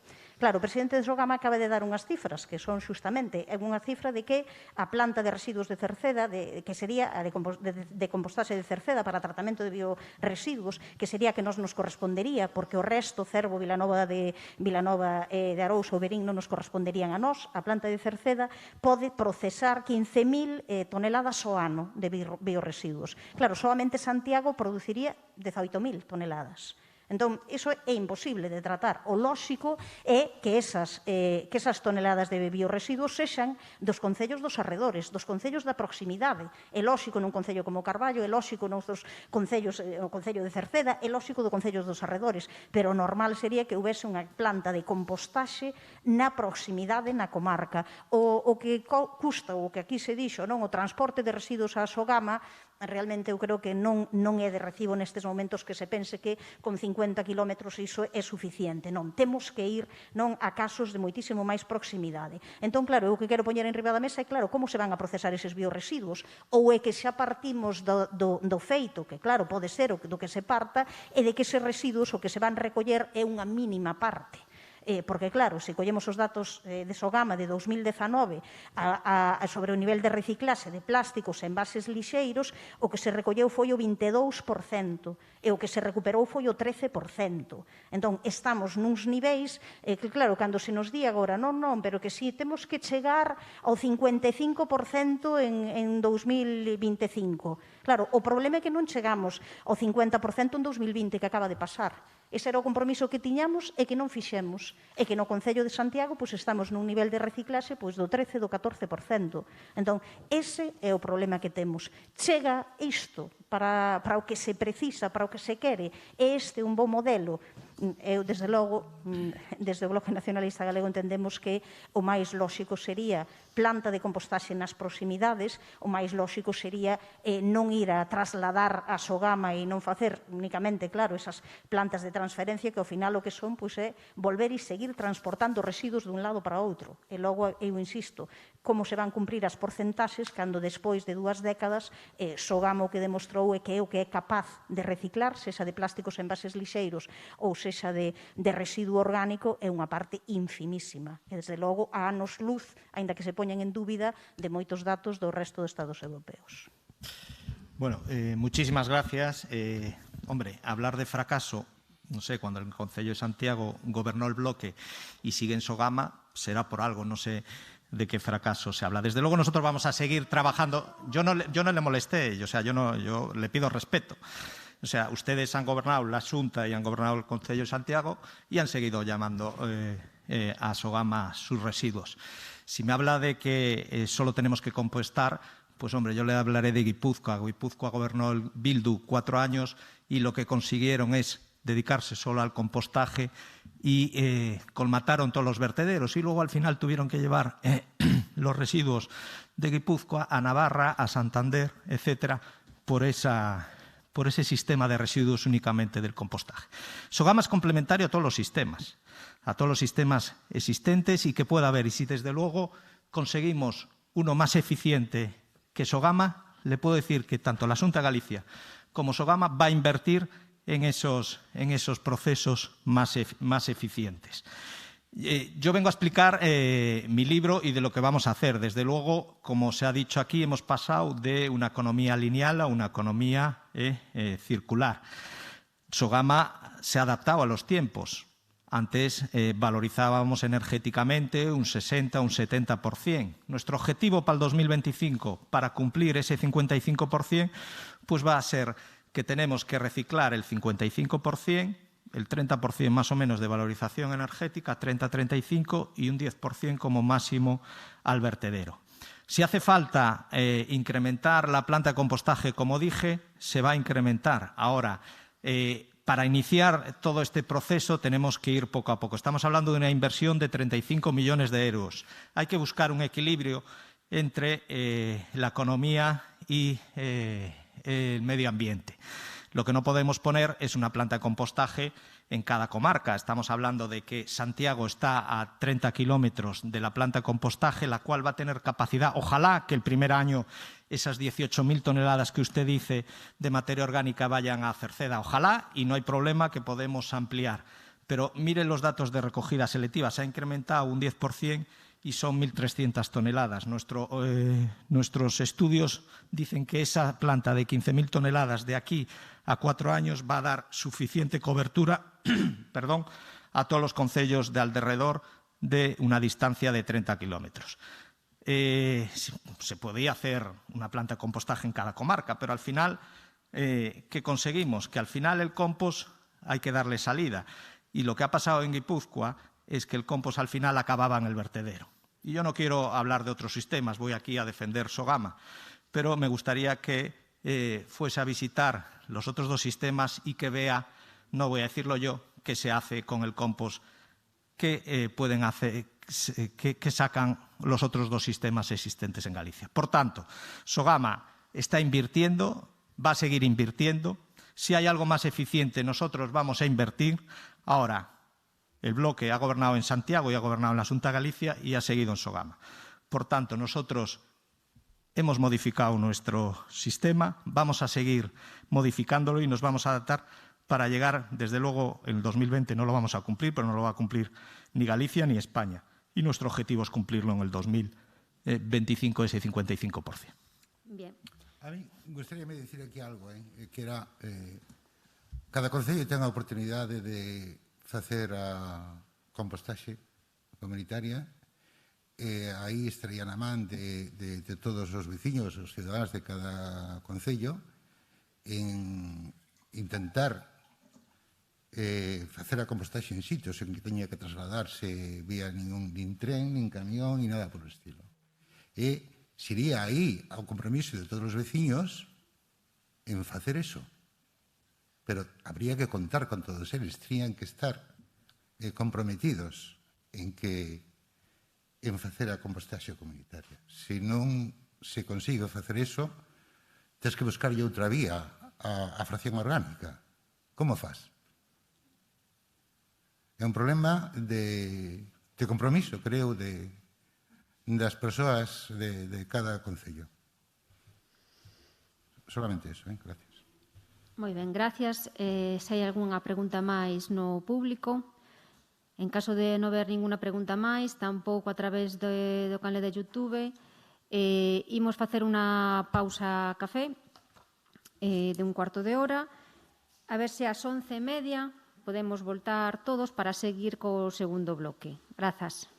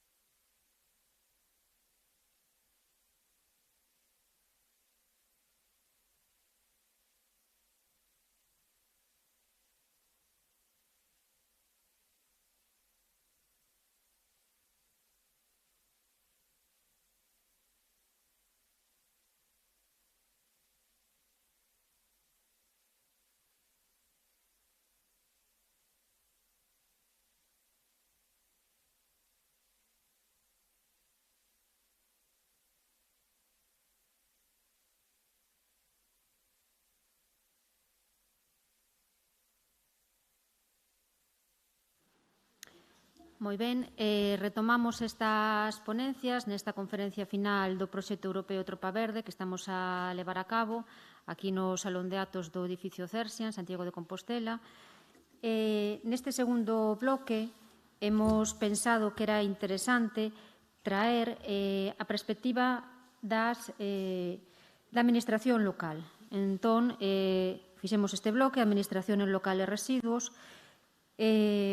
porque, si ben a intervención da Xunta de Galicia é fundamental, non se pode olvidar que os concellos xogan un papel fundamental neste eido, xa que son a administración máis cercana á cidadanía. Os cidadáns, como falábamos antes, son a peza clave na reciclaxe e na separación diferenciada de residuos. Polo tanto, o papel que xogan as administracións locais neste eido é fundamental pola súa vinculación cos cidadáns. En primer lugar, vai facer a súa intervención Luís Lamas Álvarez, é o concelleiro delegado de Obras e Servicios do Concello de Carballo. Luís é de formación capataza agrícola, traballou na Xunta de Galicia, tamén está moi vinculado ao mundo da política, é militante do Bloque Nacionalista Galego dende hai xa 42 anos, tamén militou no Bloque no Concello de Xermade en Lugo dende o ano 83 ao ano 95, actualmente é concelleiro electo do Concello de Carballo e leva especialmente o tema de residuos. De feito, o Concello de Carballo ten en marcha un programa moi exitoso que nos vai explicar agora Luís, que se chama Tites a Chave. É un programa que se implantou xa dende o ano pasado, máis ou menos dende fai máis tempo. Agora nos vas a contar. É que conta coa implicación da cidadanía e o estades facendo moi ben. Con lo cual, Luís, cando queiras, contanos a túa experiencia. Moi bons días a todas e a todos. É a intención, ademais fai o adrede, non? Empezar polo remate, que sería o tema de conclusións, e quixera facer ahora desde a arrancada. E ven a colación co que é as ganas de que as cousas se fagan o mellor posible. Nunca faremos todo ben, pero o mellor posible. E eso xa digo, arranco coas conclusións, porque é o que nos pode poñer un pouco nese ideario, non? Non se engaña o que non conta, sin lugar a duda, pero desde o Concello de Carballo, desde o ano 2003, que entramos na acción de goberno, tiñamos unha sensibilidade que é extensible. Eu creo que ten todo o mundo. Todo o mundo ten cada un nos seus ámbitos esa intención de fazer as cousas o mellor posible. Pero para conseguir resultados en calquera campo, en calquera orden da vida, ten que haber unha certa constancia. Créelo, primeiro, créelo, analizalo, porque non, ás veces cambiar o carreiro para onde imos, pero hai que sensibilizalo e querelo facer. Nese aspecto, acórdome naqueles anos, hai 18 anos, que tiñamos un eslogan moi sencillo, que era un Carballo limpo, non? Todo amplo da palabra, é moito máis aló do tema que a ponencia que despois aí falar, pero tiña ganas de decir esta exposición previa, de que para conseguirlo ten que saber un pouco a onde queres ir. Coa imprescindible necesidade que no momento dado tens que a mellor corrixir o camiño, non? E ven esta colación porque o tema que nos centra, que é a recollida selectiva das distintas fraccións, estamos falando da fracción orgánica, que é o tema central hoxe daqui, pero para nós é unha parte do conxunto dos... Nós, ao día de hoxe, non estamos co quinta fracción, estamos co novena, polo menos. A nivel de concello son 9, non? Son as 5 famosas, pero esquecémonos dos do aceites, esquecémonos dos da roupa, esquecémonos das pilas, ou dos CDs, que tamén é unha fracción máis que hai que recoller, non? Menos intensiva, de menos cantidad, pero tamén son... O sea, hai que veñalo no conxunto e así o entendemos nós. Despois, cada un leva o seu tratamento, lógico, pero, en todo caso, que parta esa idea de que é facer o conxunto no espacio e no tempo de conseguir ese objetivo de ter un Carballo, no noso caso, un Carballo, se extrapolaba a calquera sitio, un Carballo máis limpo e máis sustentable. Que esa palabra se queda é reciente, pero se faz accións previas e continuas tamén estás conseguindo neso. Esta colación ten un dato anedótico, pero que era real. cando entramos, e gusta, eu teño unha medida moi caseira, pero que así para ilustrar significa moito. Comentabas aquí que antes tiñamos o territorio demasiado esparcido de vertedoiros. Non tiñamos tiñamos un montón deles.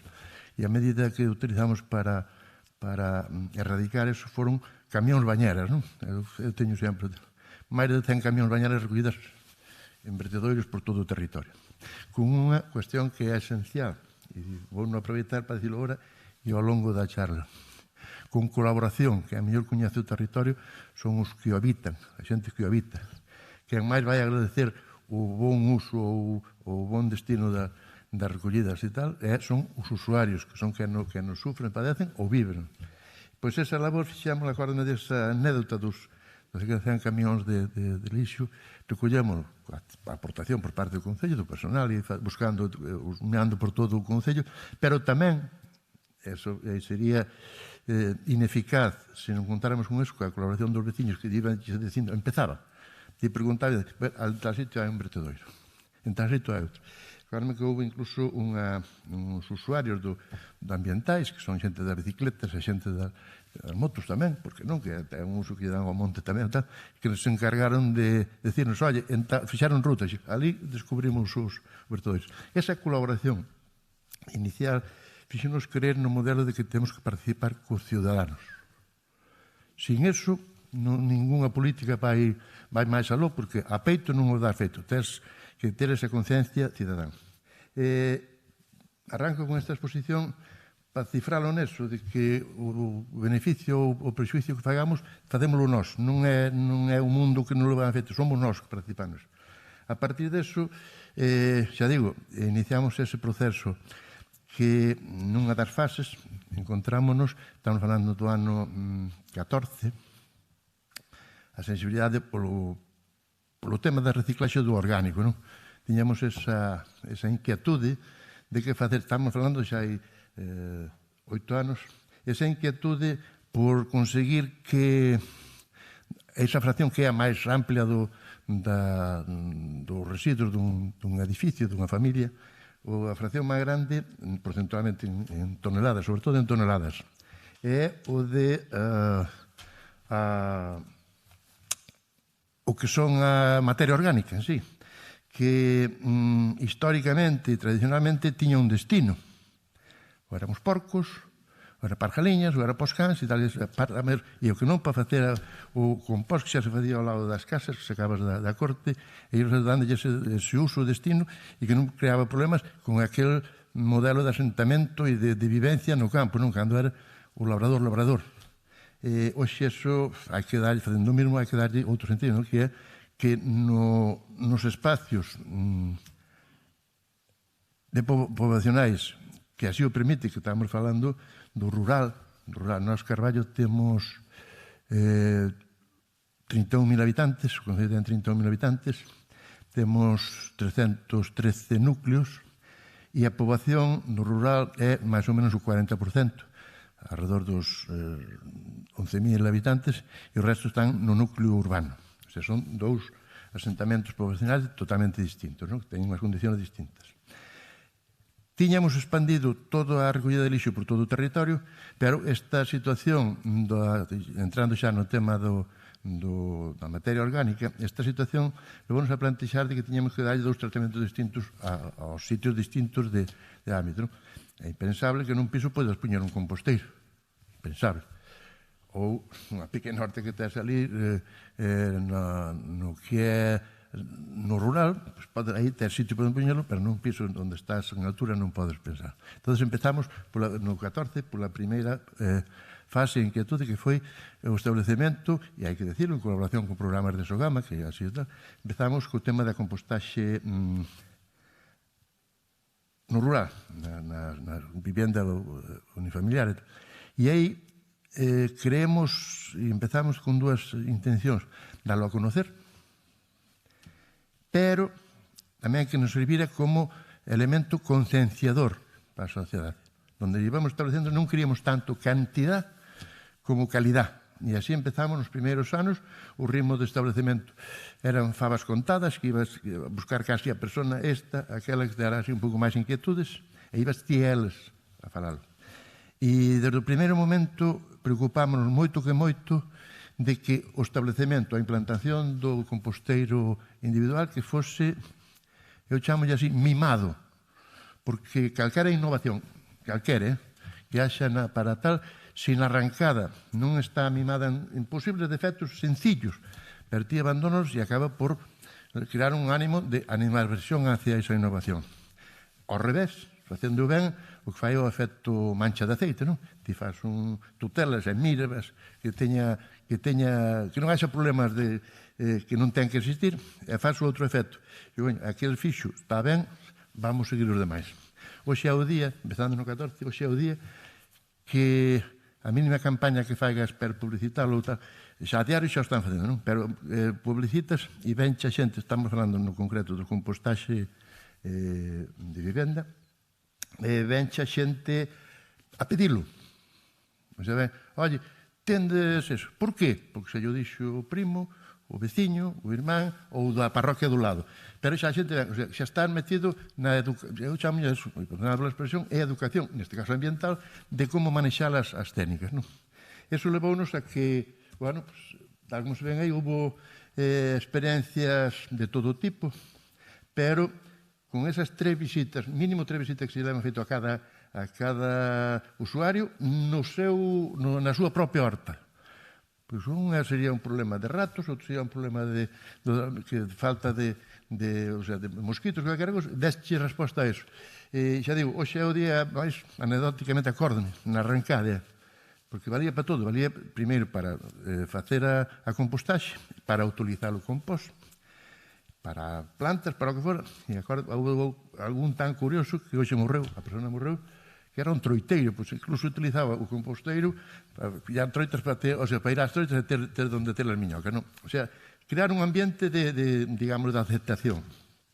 Eso, para nós, hoxe está implantado, estamos por encima dos 600, o que temos agora para repartir, porque as peticións que temos, falamos de 600 composteiros repartidos no conxunto do territorio, nas 17 parroquias. E, xa digo, provocando ese efecto chamado, ese efecto de mancha de aceite. Non? A outra parte da poboación, que era o que era a poboación urbana, aló polo ano 16, si foi polo 16, 2 anos por facer, dando a volta a como facerlo tal, bueno, pois aquí hai que facer unha recollida, fixemos unha experiencia piloto, unha recollida que a participación da xente, a participación dos usuarios, que seña comprometida. Non vamos a abrir por abrir. Entón, en un barrio de Carballo, propoñemos, tivemos unha xuntanza con os veciños, ou unha asistencia, e a ambición era, pois, facer unha... Porque queríamos ver se funcionaba o modelo de recollida, e para compostar ten que ser calidade, porque senón hai experiencias que non hai calidade, digamos, e perdonad a expresión, non hai calidade da merda, e iso leva a que non funciona despois a compostaxe, non? Con ese ánimo, xa digo, tivemos unha xuntanza nun barrio, o barrio da Milagrosa, en Carballo, e hubo 21 usuarios que se comprometeron, sí, eu comprometeme tal, que era mandar ao colector, ao contedor, mandar materia orgánica con eso, materia orgánica, non outra cosa. Para elo, por esa cuestión de voluntarismo, por esa cuestión de participación para conseguir un objetivo, colocamos nese barrio uns caldeiros, uns contedores con a chave. Se ti, poñamos o nome, apelidámoslo daquela, non? Unha genialidade, xente que estaba ali, ti tes a chave para provocar esa operación. Tivemos a grata, foi durante un ano, tivemos a grata satisfacción de que a calidad era excepcional, facíaselle chequeos e tal, unha vez me parece que aparecera unha cucharía do café no medio dun chequeo, e facíamoslo con doble objetivo. O compromiso da ciudadanía para poder aportar ese produto, e tiña a segunda fase, que era tamén unha fase de experiencia piloto, que foi facer o compost con con unha innovación, e aí queda, están os resultados, está investigado, pois outra cuestión é que se teña uso ou non teña uso, que era facelo con verme de mosca, facer a compostaxe con verme de mosca. Funcionou de maravilla o proceso. Era un simulador, era nunha experiencia pequena, tratábamos unha tonelada a semana, estaba un centro, estaba a empresa concesionaria que temos en Carballo, que é Urbaserie, digo tampouco así, e estábamos nós, e para conseguir como facía, dou un resultado excepcional o que é o compost, o traballo feito. Ao día de hoxe ainda hai bolsas daquele compost e están, que non se descompõen, que están intactos no chelo. Pero, ben, eso foi unha experiencia que pero veña dado pola preocupación que tiñamos por darlle o tratamento a materia orgánica. Entre outras cousas tamén, porque tamén temos a espada de Damocles aí, a directriz europea di que hai que fazer. Eu non sei que consecuencias non estarán co resultado final, pero aí está. E, por outro lado, tamén xa digo, a conciencia de o resto dos materias que compoñen o conxunto se iban falando do tratamento, xa falase do plástico, falase do vidrio, falase dos aceites, como decíamos, pero eso tiñamos esa ansia do que é o tratamento da materia orgánica.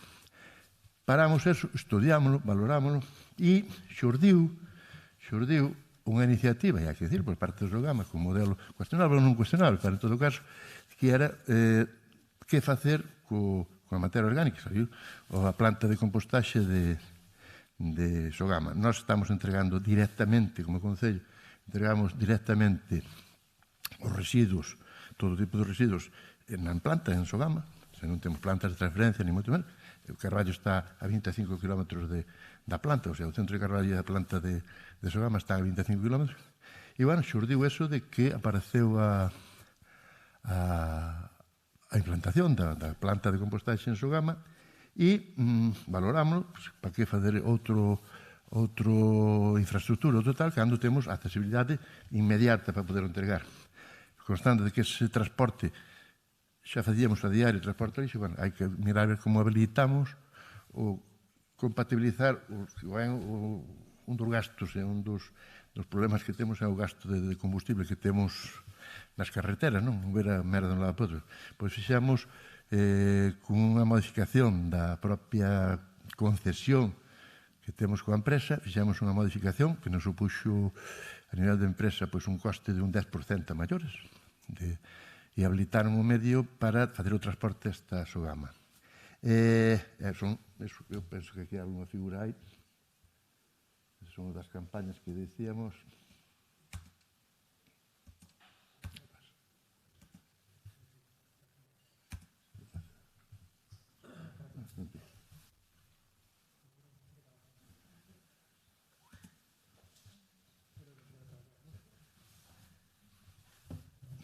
Bueno, comento o caso.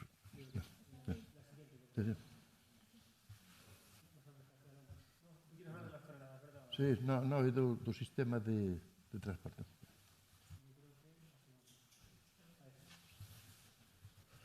Bueno, en todo caso, os resultados digamos, do que estamos levando a Sogama ahora mesmo, estamos falando que se empezou o ano pasado en xullo do ano pasado. Porque vou fazer todo o proceso de modificación de contrato e buscar os equipos.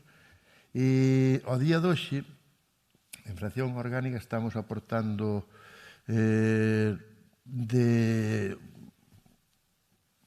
6.000 personas, non familias. Están que están integradas neso, estamos aportando sobre cerca de 2 toneladas diarias de menos de 2 toneladas, pero están de materia orgánica que se está entregando en planta.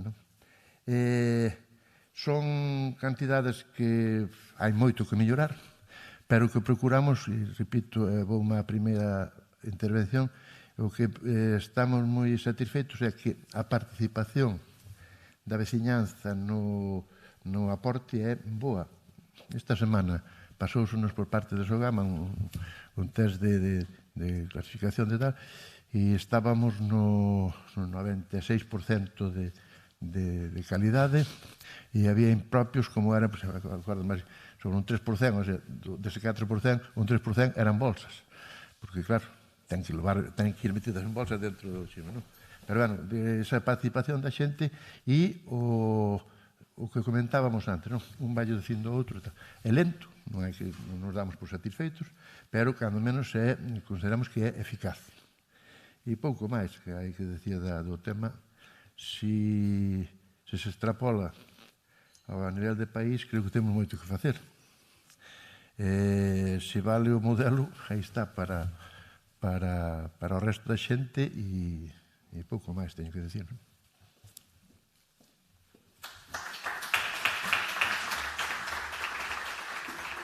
Moitas grazas, Luís, pola túa intervención. A verdade é que sodes un concello pioneiro nesta materia, por eso quixemos contar hoxe con vos para que fixeses unha explicación de como foron os inicios, de como estades a levar a cabo, porque creo que agora o reto o teñen moitos concellos en adaptar estas directivas europeas que exixen a recollida selectiva e ter a vosa experiencia como referente creo que vai ser moi útil para todos os demás concellos que se atopan nesta tarea.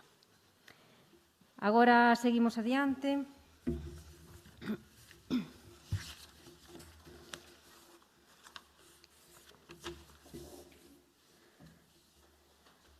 A próxima presentación corre a cargo de Berta Rial Guldrís.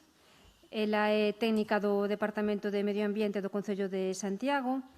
A súa formación, ela é licenciada en Químicas pola USC, doctora en Química Ambiental pola Universidade de Vigo e, dende o ano 2020, é técnica do Departamento de Medio Ambiente no Concello na área de residuos.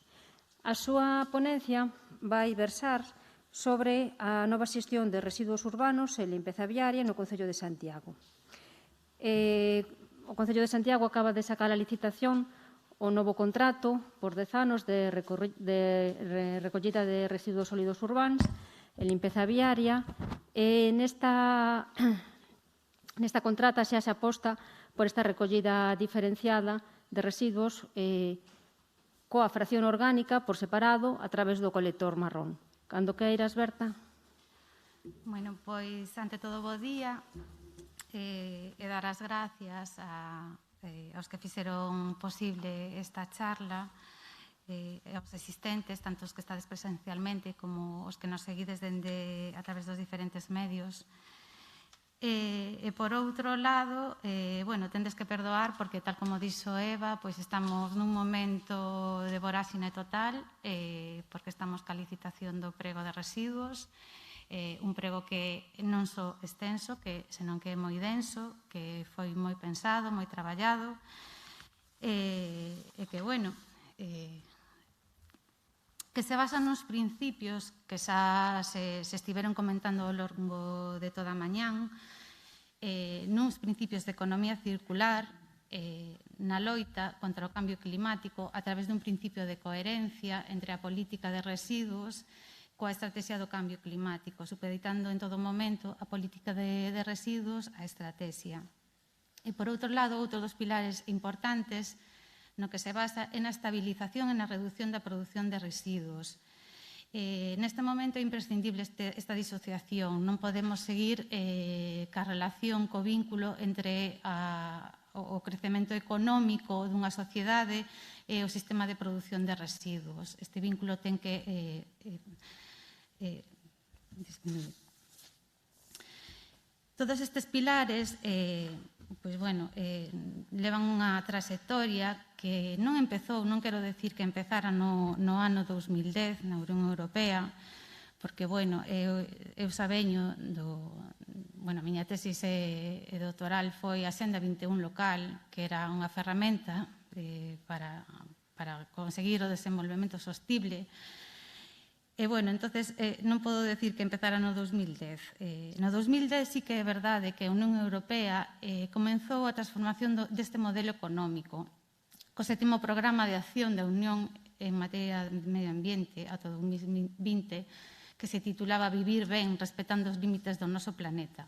Aí se anunciaba a necesidade de transición hacia unha economía verde, hacia unha economía hipocarbónica. No ano 2015, a Comisión Europea propuso un conxunto de medidas, o sea, incidiu nesta idea, coa finalidade de transformar a economía lineal, que se basaba no trinomio de extraer, usar e tirar, por unha economía circular. O Plan de Acción para a Economía Circular, que foi diseñado pola Comisión Europea baixo o lema Pechar o Círculo, inclúe unha serie de propostas legislativas en materia de residuos. E así, polo tanto, no ano 2018, a Unión Europea aproba un paquete de directivas a 849, pero que modificou os vehículos do final da súa vida útil, as pilas e acumuladores e os residuos destes, os RAE, que son os residuos de aparellos eléctricos e electrónicos, pero, sobre todo, a que nos interesa foi a Directiva de 2018-851, que modificou o anterior ou ampliou, sobre todo nos obxectivos, a do 2008.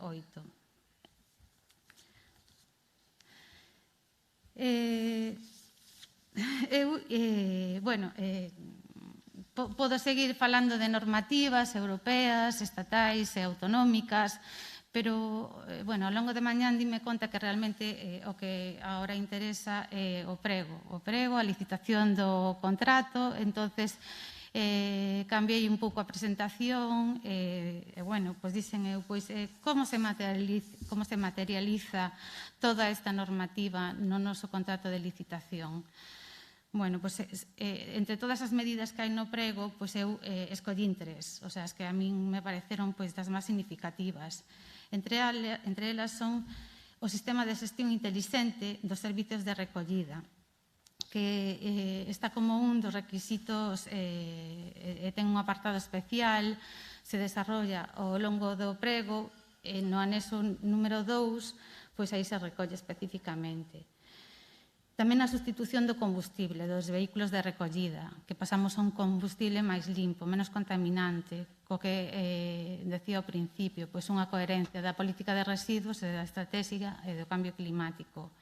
E, por outro lado, a implantación dun quinto colector marrón, pero non só do quinto colector marrón, senón da recollida separada da fracción orgánica, tal como nos exixe neste momento a Lei 6 de 2021, do 17 de febreiro, de residuos e solos contaminados de Galicia. O sistema de xestión intelixente dos servicios de recollida en que consiste?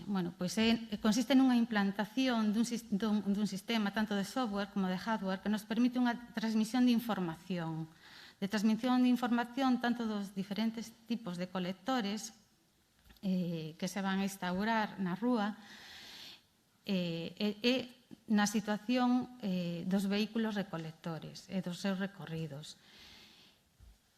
Como se vai facer isto? Nos colectores o que se vai facer é unha sensorización dos colectores.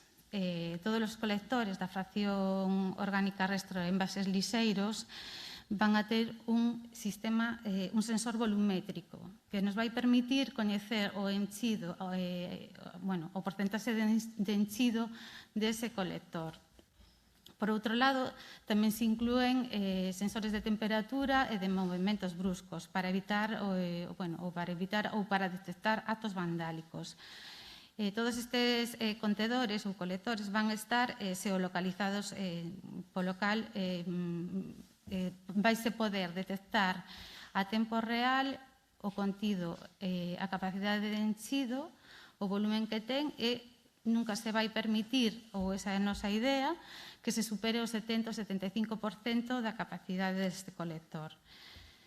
Por outro lado, os vehículos van a estar dotados dun GPS que nos van a permitir que en todo momento podamos saber en onde está o vehículo.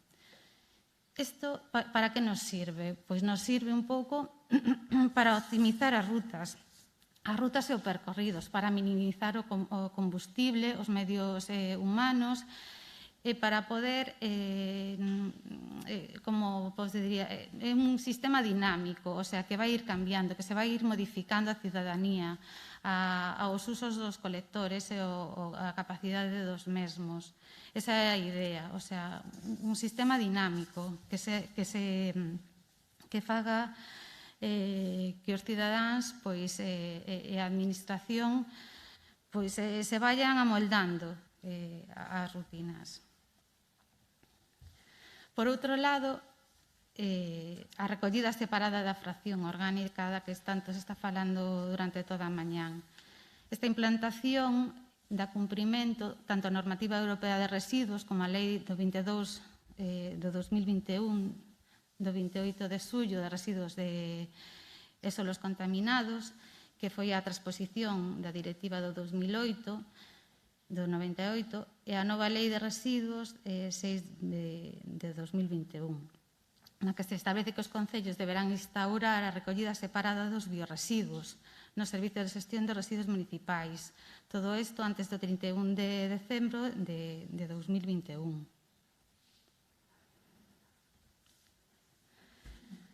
Como se fará esta recollida no Concello de Santiago?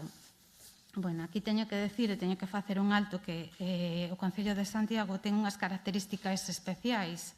Estas características especiais están basadas na dispersión da poboación. De feito, neste momento, temos 15 áreas diferentes no Concello de Santiago. Temos 7 áreas urbanas, 6 rururbanas e 5 rurais.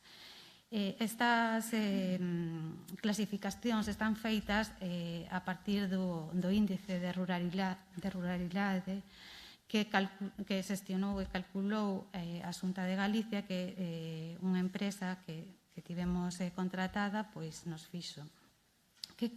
A donde quero ir con este inciso? Bueno, a directiva de 2018 a 851 nos di que a calidade de xestión dos residuos municipais é un espello, é un índice de medida da calidade do sistema de xestión do país. Quere decir que o sistema de recollida dun municipio é tan complicado que é unha boa referencia para saber como funciona a xestión dos residuos dun país. Por un lado, polos tipos de residuos diferentes que hai. E por outro, porque hai unha gran dificultade. Un sistema de xestión non só é que a administración poña infraestructura, como xa se mencionou nesta charla, ten que haber un equilibrio entre as infraestructuras que pon a administración e a resposta da cidadanía. Iso é básico, o sea, a cidadanía e os demais sectores implicados, empresas e industrias. Polo tanto, en Santiago se pensou moito como se faría esta recollida. Se pensou, por un lado, unha recollida porta a porta. A recollida porta a porta da fracción orgánica para todos os establecementos comerciais do casco histórico, independentemente da súa produción. Isto é así porque a zona histórica ten un plan especial, é unha zona que é de especial cuidado. Entonces, esta recollida porta a porta non só se vai facer ca fracción orgánica, senón se vai facer tamén ca fracción resto e cos envases liseiros. Para os demais establecementos comerciais e de restauracións do Concello, tamén se vai a facer o porta a porta, a recollida da fracción orgánica, pero cando teñan unha produción de residuos polo menos maior de 15 kilos ao día. Non está moi definido, normalmente se di que a recollida porta a porta é para os grandes produtores, fora do casco histórico, pero esta definición, non está demasiado concreta. Moitas veces se colle, en vez de 15 kilos día, 27 kilos e medio por día, facendo referencia aos grandes e pequenos produtores de residuos peligrosos, tal e como recolle a nova lei de residuos de Galicia. Por outro lado, outro dos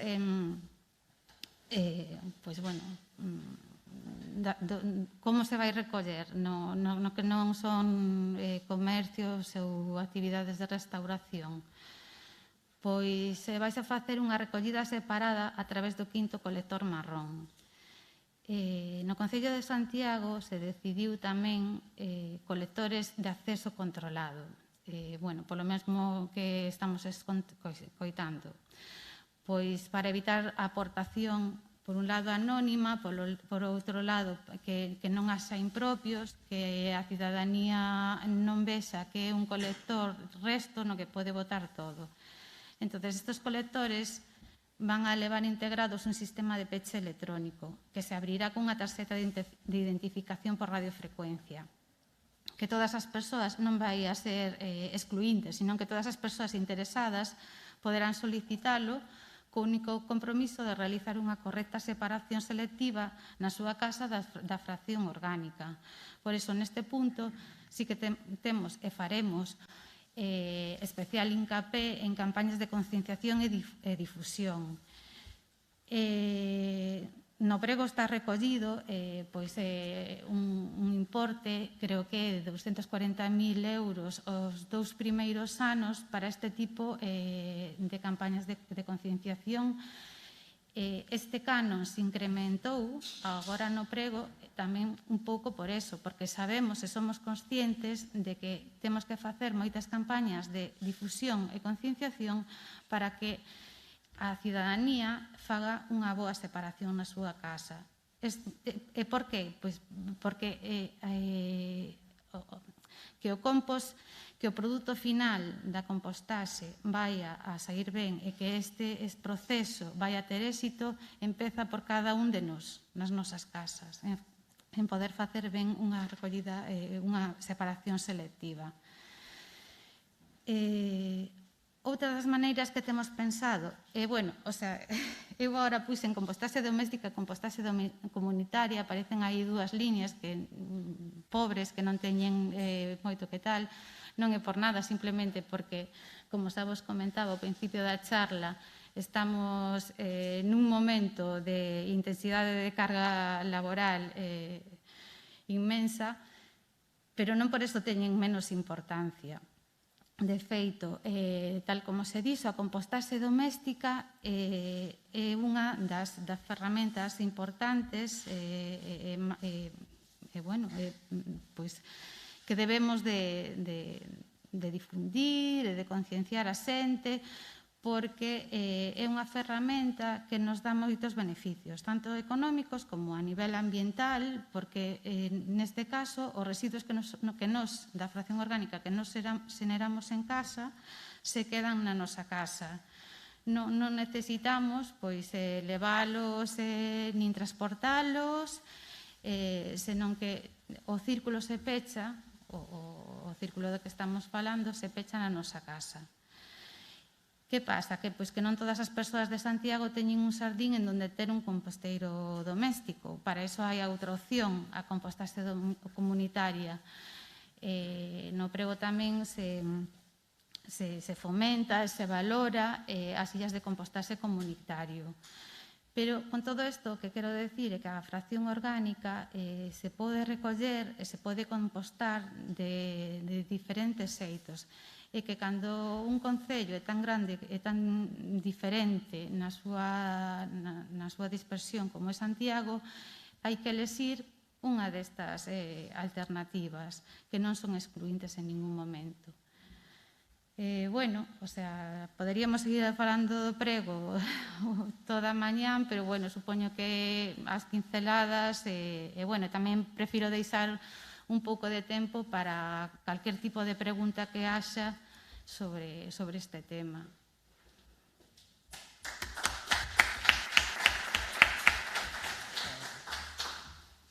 Gracias, Berta, pola túa exposición.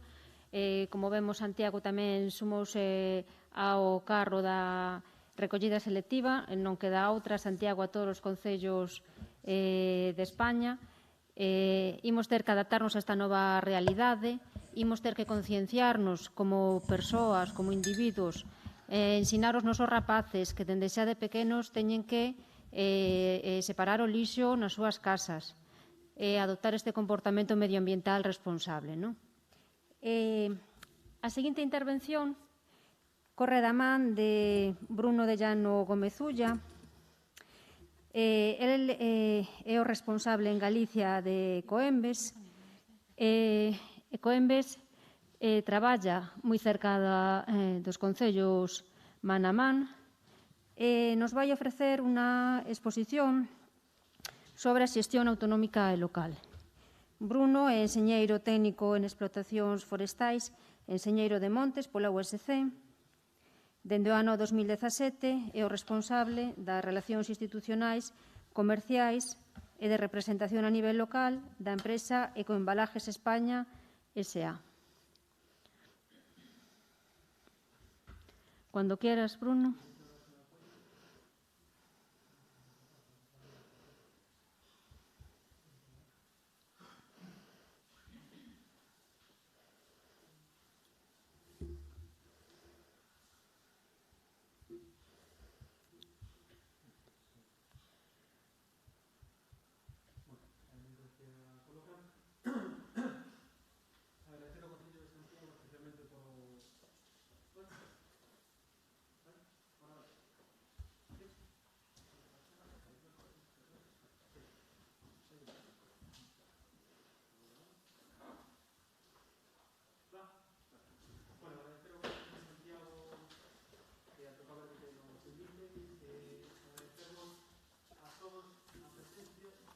E o traballo. Por que o traballo? Por os últimos anos que levamos traballando aquí, que da mão da administración, das empresas e neste caso tamén de Sogama, estamos facendo un traballo moi importante e nos está permitindo crecer en diferentes aspectos que agora os vou a comentar, por o que temos que felicitarnos, pero seguir exigíndonos para chegar a máis, ¿no? A esos objetivos que falaba Javier, que temos que achegar entre todos. Como ben sabedes, a recollida selectiva, falamos de diferentes fraccións, se falaba de orgánico e demais, sempre nos botamos as maus á cabeza de que somos moi malos, pero realmente a recollida selectiva de envases lixeiros supón o 8% dos residuos domésticos. E aínda que decimos que non, e Javier falaba antes de onde estamos e demais, ao final estamos un bo posto en España en materia de recollida selectiva, e iso é gracias ao poder da colaboración, ¿no? Que é o que nos gusta poñer en vanguarda, pero que temos que conseguir. Bueno, falaba antes Luís, e falaba desde o Concello, un tema importante dese traballo é ese 37% que supón a materia orgánica. E aí está o cabalo de batalla que temos entre todos que reducir, tanto por un tema de tratar como por un tema de concienciación, dun consumo máis responsable e de un vertido cada vez menor. Todos, creo que a maioría nos coñecedes, Ecoembes somos un sistema integrado de gestión no que nos velamos polo que cada envase que se pon no mercado teña un contenedor onde ser recollido e poder axudar as entidades locais a ese sobrecosto que lle supón ter diferentes fraccións no seu concello. Antes había un par de contenedores, ahora falaba Luís de 9 fraccións. Bueno, nos centrámonos en dúas, no amarelo e azul. E o facemos mediante acordos de colaboración, como son os convenios marco, entre as administraciones locais, neste caso a Xunta de Galicia, que como o 99% dos concellos galegos están adheridos a esa recollida selectiva, e o que facemos é sufragar ou axudar as entidades locais, tanto na recollida selectiva como en diferentes accións que agora vos comentarei, para que aumentedes esa cantidade e que, tamén fala a Berta, de que sexa tamén rendible económicamente, non? Que ese tema de transportes, combustibles, personal, e demais sexa rendible. O que se fai, lógicamente, é separar, recuperar a cada un dos envases e todo aquel que non se pode valorizar energéticamente, ao final acaba en vertedero, que queremos que sexa o mínimo posible. Agora mesmo, coas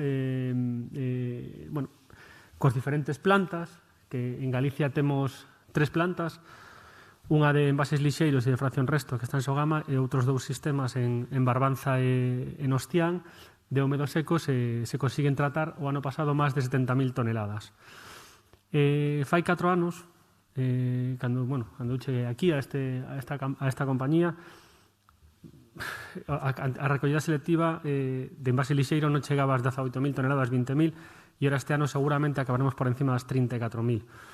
Eso gracias a todos, a concienciación, a colaboración que decíades antes, ¿no? Que se conseguimos que a xente teña en valor eso, ao final se consiguen as cousas, ¿no? Como decemos, somos o 99% dos galegos temos acceso a recollida selectiva, confiamos este ano que sexa o 100%, faltan un par de concellos que se van a adherir este ano, e xa temos a disposición de todos máis de 50.000 contenedores. O parque de contenedores nestes últimos anos aumentouse casi un 18%, o que está permitindo tamén que a recollida selectiva aumente e se reduzcan as outras fraccións, non? Genera tamén casi 2.500 postos de traballo directos e indirectos, partes tamén Sogama, partes as empresas de recollida, partes as valorizacións, a reciclaxe, pero non solamente nos traballamos en recollida, sino traballamos en augas arriba, o que chamamos nos traballamos nese banco de 3 patas, que son as administracións locais, os cidadáns e as empresas, porque o que buscamos co plan de residuos é reducir a cantidad de materia necesaria. Falábamos aí de que temos unha reducción de casi un 40% dos envases lixeiros, un 20% nos últimos anos, e iso no que é o peso dos envases. Eu son máis vello que moitos de aquí, pero lembro cando as latas de refrescos e os vasos de yogur eran máis duros e costaban máis aplastalos, e agora casi cunha cuchara casi o partes, ¿no? Pero ao final se consigue que ese envase ten o seu objetivo, que é trasladar o produto que nos vamos a consumir dos mellor xeito, e que o envase sexa o máis sostible posible. Todo iso, ao final, supón para Galicia 32 millóns de euros. Este traballo continuo, estes datos son provisionais, ainda non están definitivos, pero como podedes ver, Galicia sempre estuvo por detrás, pola idiosincrasia da dispersión da población como está contribuída, pero este ano, se non falla nada, pecharemos por riba dos 14 kilos por habitante, e como podedes ver, fai nada, non chegábamos aos 10 kilos, o que supón un 40% de crecemento, é dicir, casi duplicar o que se estaba a cada cidadán que aporta. E todo o que se aporte nos contenedores correspondentes, amarelos e azuis, supón que non vai a outras fraccións, polo cual pode ser tratado mellormente e non ten que ser vertido, ¿no? Como podedes ver, o crecemento de España é maior, pois, lógicamente, hai outras cidades e outras comunidades, pero a nosa tendencia é moito maior que a deles. A pendiente é moito máis acusada, o que significa que estamos crecendo máis e mellor que o conxunto do país. Co papel e cartón pasa algo parecido, tamén crecemos, de feito, en España o ano pasado diminuiu, todo vinculado un poquinho á pandemia, en Galicia aínda nos mantivemos ou subimos un poquinho, ¿no? Pero, como podedes ver, tamén o crecemento nos últimos anos é importante, é superior ao 13% nos últimos 4 anos, e pecharemos sobre 15 kilos. Aquí, lógicamente, moitas veces o papel e cartón na parte rural, como ben sabedes, acaba prendendo as cociñas e moitas veces non chega ao contenedor correspondente. Pero é mellor que prendan as cociñas que non chegue nun vertedoiro, un chan ou no contenedor que non corresponda, ¿no? Todo isto influye en outra cosa máis importante, que tamén non son os kilos que cada cidadán aporte. Como ben sabedes, se falou de impropios antes, sabedes que o convenio marco acepta que o cidadán podase confundir hasta un 30% en impropios, ¿no? Porque moitas cousas sabedes que o punto verde non se acepta demais. Quero que teñades en conta que, aparte do crecemento dese 40% que hubo en Galicia en aportación de envases lixeiros, conseguimos un descenso de máis de 6 puntos nos impropios. É dicir, que cada vez o cidadán galego aporta máis, pero aporta mellor. Falaba Luís dos seus caracterizacións no contenedor de orgánico, pois que sepades que os residuos que estades mandando os diferentes concellos, os cidadáns, as plantas de transferencia onde se caracterizan, ou a planta de Sogama finalmente, cada vez ten máis calidade, polo cual o tratamento é moitísimo máis efectivo. Que que facemos con isto? Bueno, gracias a que fixemos, que ferramentas, que palancas tivemos que facer nestes últimos anos con unha inversión de casi 8 millóns de euros nos últimos anos da mão da Administración Pública. Bueno, que todos de aquí creo que vos sentistedes alguna vez agraciados ou colaboramos con vos.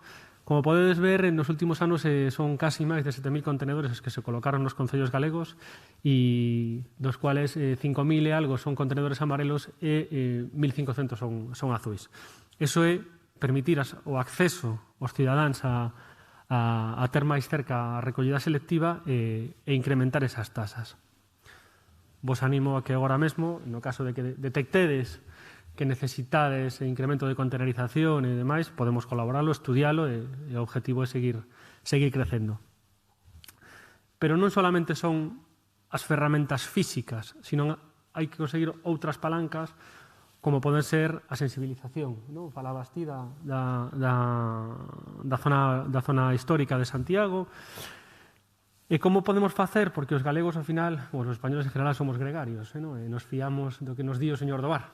Se o señor do bar di que está ben, e ao final nos reunimos nun bar e faise recollida selectiva. Aquí, pioneiros, estaba o noso compañeiro do Scrap de Ovidrio, que é Covidrio, e seguindo un pouco esa mesma idea, tentamos de facer unha campaña para todas as entidades galegas que é chegar aos profesionais da hostelería e explicarlles como, cos seus medios, facendo cousas pequenas, poden conseguir incrementos de recollida selectiva. Entonces, profesionalizámolos, explicámoslle un poquinho o que supón a recollida selectiva, e iso permitiu ese crecemento tamén. Que sepades que estamos en máis de 4.000 bares e restaurantes, servicios de restauración galegos, con recollida selectiva, lles demos medios, lles demos formación, e iso é outra das palancas que permite o incremento da aportación e, sobre todo, o descenso dos impropios.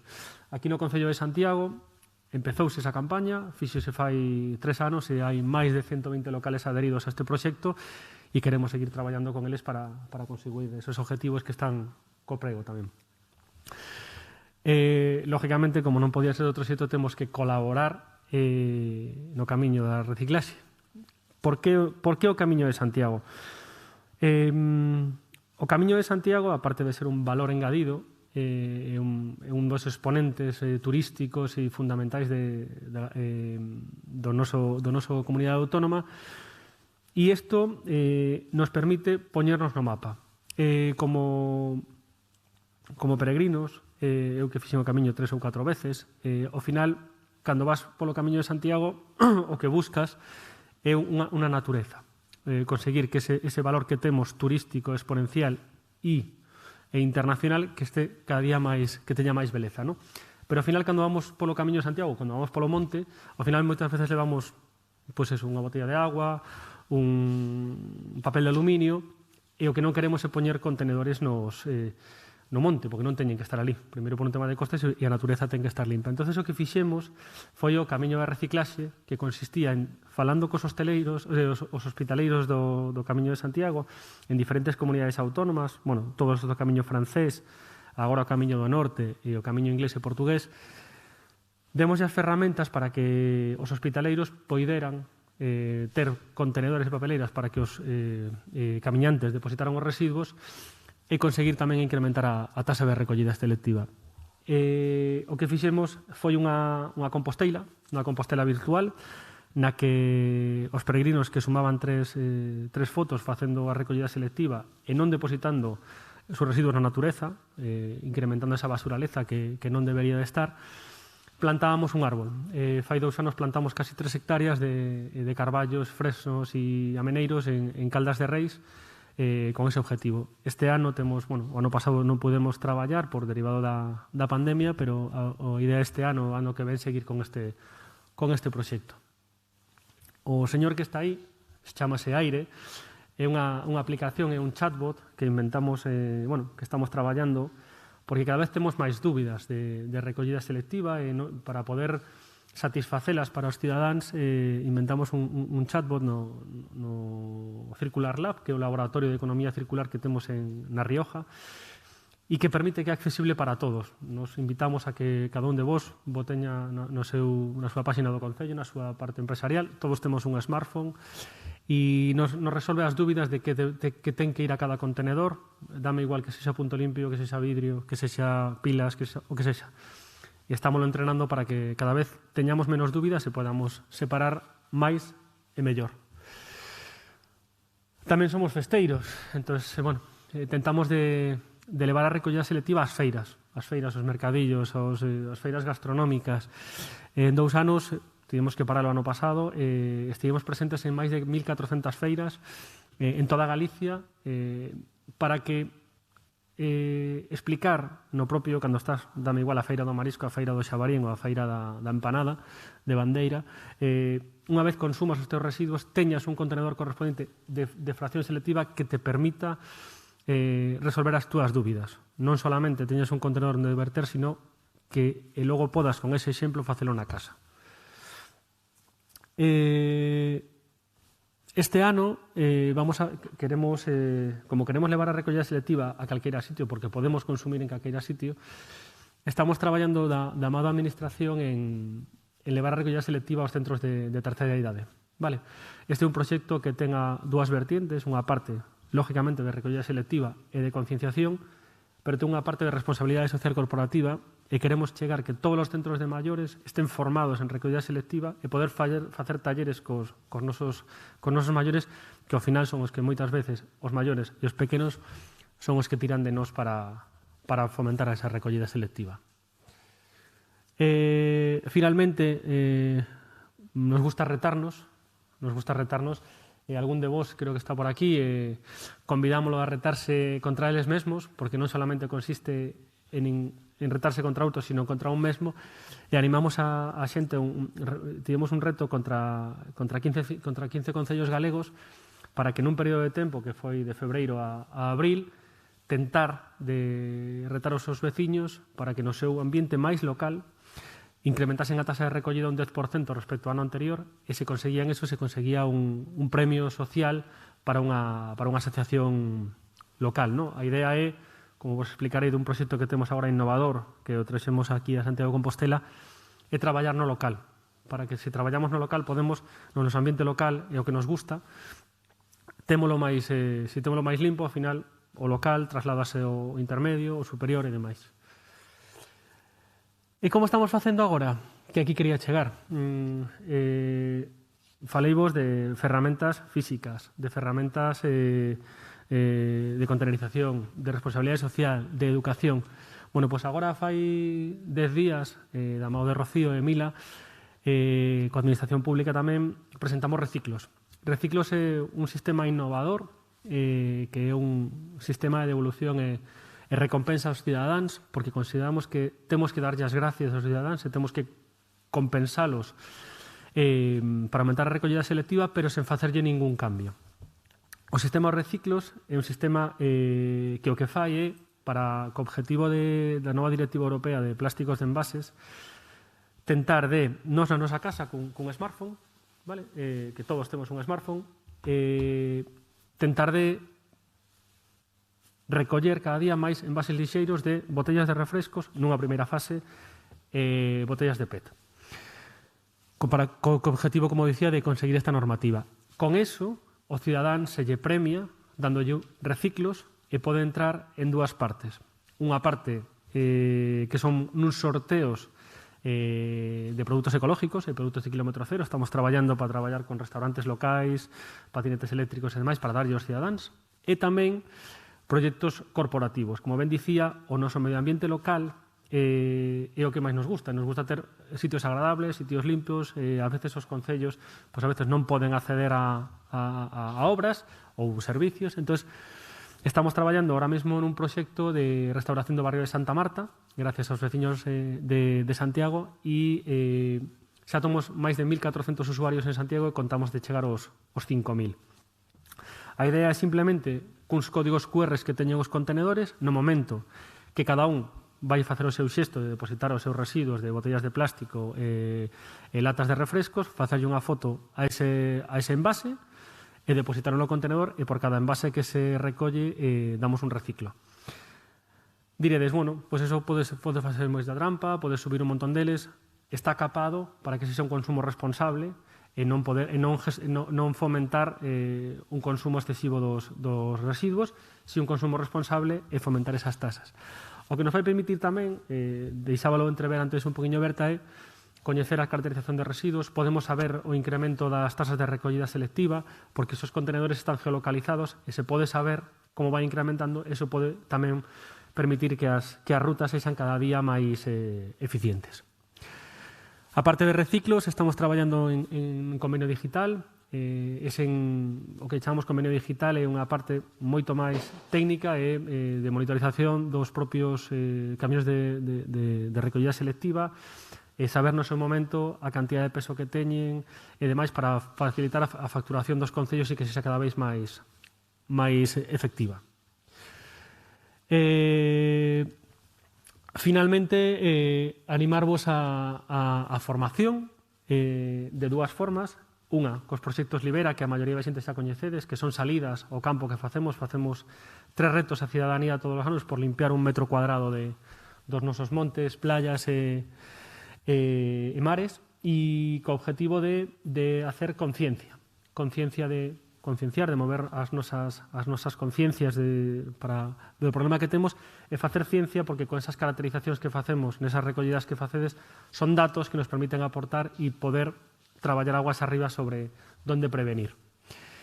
E isto é unha ferramenta nova que hasta agora non tiñamos, que levamos 20 anos de experiencia traballando con Sogama, coa Xunta, con Scraps, con empresas. E temos unha batería de medios formativos importantes que agora temos a disposición de todos, que se chama de Circular Campus, que vos animo a consultar.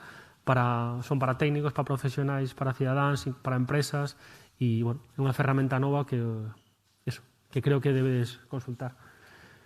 E sin máis, o último tema que dicía, que aparte de recoller e demais, que é importante prevenir.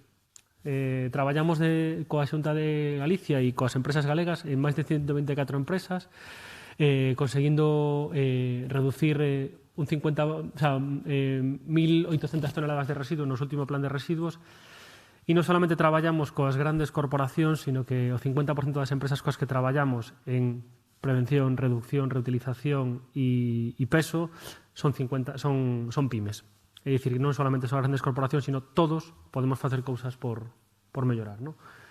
Sen máis, moitísimas gracias, espero non haberme estendido demais e calquera dúbida, aquí estamos.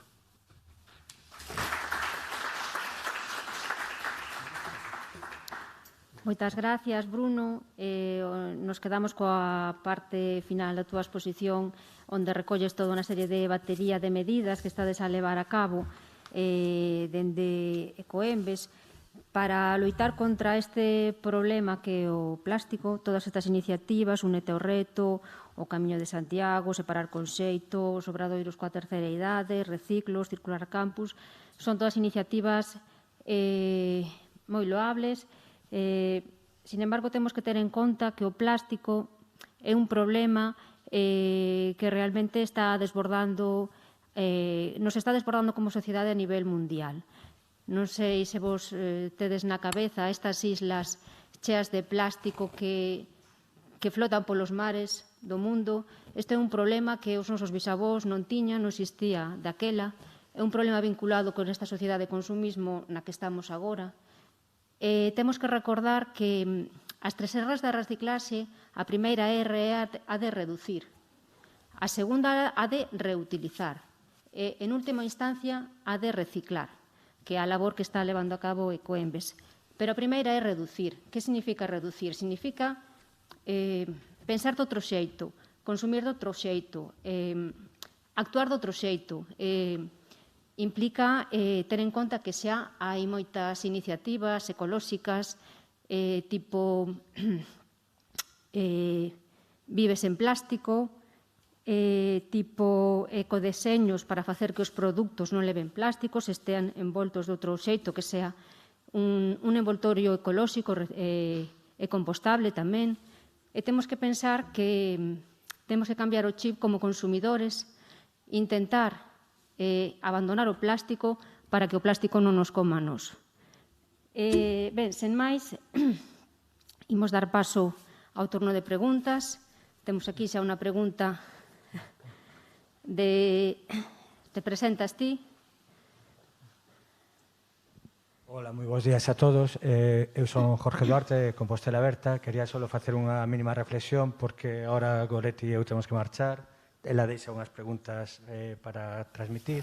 Eu quería facer unha reflexión sobre o prego, as modificacións que hai entre o prego actual e o prego anterior, pero unha reflexión máis política que técnica. Eu só quero decir agora que hai unha aposta máis clara por Sogama, canto antes había unha proposta moi clara no prego pola compostaxe, e creo que esa é unha reflexión máis política que técnica, que creo que hoxe estamos aquí falando desa economía circular e da aposta clara que deberíamos ter na compostaxe comunitaria, nese quinto colector, non?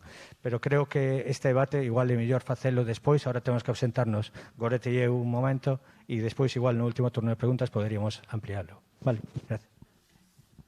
Se me deixas a continuación, porque xa vai así todo, aínda que despois escoitaremos a Berta, aínda que sexa en diferido. Eu dúas cuestións moi breves e enlazando tamén co que se di dos plásticos. Claro, se ao final facemos un proxecto que decimos que vai moi na liña de reducir, moi na liña ecoloxista, moi de tal, pero resulta que estamos potenciando que 2.221 colectores que se van poñer entre os de carga lateral, distinto tipo de cargas, van a producir máis de 200 toneladas de plástico. Por que non se inclúe no prego? Non sería moito máis sustentável que algunhas solucións tecnolóxicas que poden ser, pero gástase moito diñeiro nesas solucións tecnolóxicas que ao final poden ser unha axuda, pero para min sería moitísimo máis, desde logo, moitísimo máis ambientalmente sustentável incluir o tema de que os colectores non fosen de plástico. Claro, se ti non metes nada, non avalías, nin ponderas nada, ao final o que imos é, todos os contribuintes de Santiago de Compostela, imos pagar máis de 200 toneladas de plástico que imos xerar aí, non? E logo, o tema da compostaxe comunitaria. Apostar pola compostaxe comunitaria non poden ser 3 sillas, que son as que xa hai na actualidade. Creo que ese proxecto tiña que ir moito máis alá, e levar a compostaxe comunitaria só ao rural pareceme que non está á altura do que Santiago merece. Eu creo que este prego faltalle moito por avanzar, xa o decíamos antes, desde un punto de vista ambiental. Creo que podía ir moitísimo máis alá. Perdón, non sei se me expliquei ben antes, o sea, a compostaxe no rural é a compostaxe doméstica, non a compostaxe comunitaria. A compostaxe doméstica, vai estar destinada ao rural principalmente, pero non por eso se exclúe a zona urbana e urbana, o sea, toda a xente que o solicite. De feito, antes de que saia o prego, nos pedimos unhas axudas FEDER que nos foron concedidas. Neste momento se está a facer o prego para a adquisición de 600 composteiros comunitarios, xa antes de que empece, de que acabe o prego. 600 composteiros que a veces domésticos, perdoade porque estou aí un pouco confundida, tes razón. 600 composteiros domésticos para distribuir no rural, no urbano e incluso no urbano, naquelas casas que teñen unha pequena parcela ou xardín. Entonces, aí seguimos apostando pola compostaxe doméstica porque pensamos que eso é residuo cero, o sea, a fracción orgánica xa non se constitúe como residuo. Despois, na compostaxe comunitaria, sí que é verdade que neste momento hai 3 sillas de compostaxe, pero tal e como decía tamén antes, no prego sí que se favorece, se fomenta que se vaya progresivamente no Concello de Santiago implantando distintas áreas de compostaxe comunitario. Ben, se xa está respostada esta pregunta, creo que por aquí levantaba a man. Sí. Preséntate, dinos quen eres, se representas alguna institución e a quen queres dirixir a túa pregunta. Sí, chamome Víctor, son técnico de residuos dunha cidade galega, da cidade da Coruña, e no meu día a día, penso que todos nós temos que ser poucos optimistas, porque os datos, aunque inicialmente, sempre que falamos de residuos, sempre citamos un pouco optimismo, se fixamos o repaso desde o inicio da xornada ata o que levamos ata agora, pois parece que brilla máis optimismo, pero en realidade eu penso que eu son relativamente novo e eu penso que vamos nun sentido inverso. E ata que non sexamos conscientes deso de forma profunda, non vamos a acadar unha solución, se a ten, que quizá non a teña. Eu, citaba un pouco tamén a Berta por a dificultade sempre de redactar un prego como este, de calquer cidade. É especialmente complexo. Eu sempre digo que nós que estamos ahora mesmo desenvolvendo e materializando 3 pregos en diferentes fases, levamos un cun ano de containerización, o de recollida vai ser lanzado agora, o de limpeza leva un par de meses, e son todos imperfectos, porque as realidades son moi complexas. E as realidades son complexas porque nós podemos imaginar como pode responder a cidadanía, pero a cidadanía está lonxe de responder ben, moi lonxe de responder ben.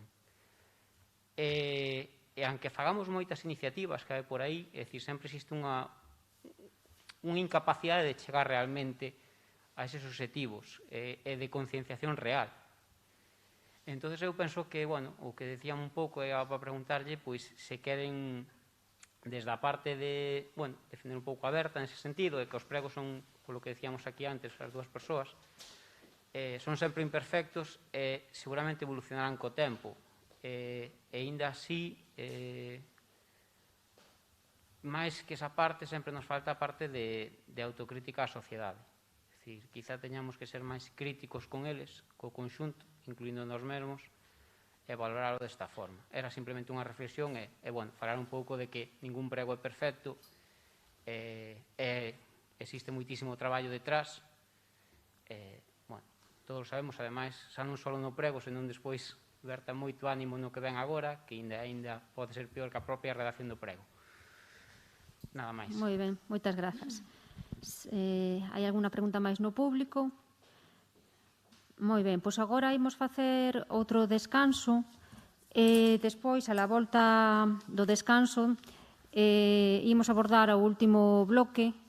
É un bloque que se vai centrar nun tema que agora está cobrando especial relevancia, que é a economía circular. Xa se avanzaba antes en algunha outra ponencia, pasar da economía lineal a economía circular, é o reto das sociedades modernas, o pechar o círculo, o que nos entendemos por lixo sexa materia prima para fabricar outros produtos e desta forma reducir a cantidade de residuos que as sociedades modernas estamos a xerar. Facemos este pequeno descanso e á volta continuamos coas 3 últimas ponencias.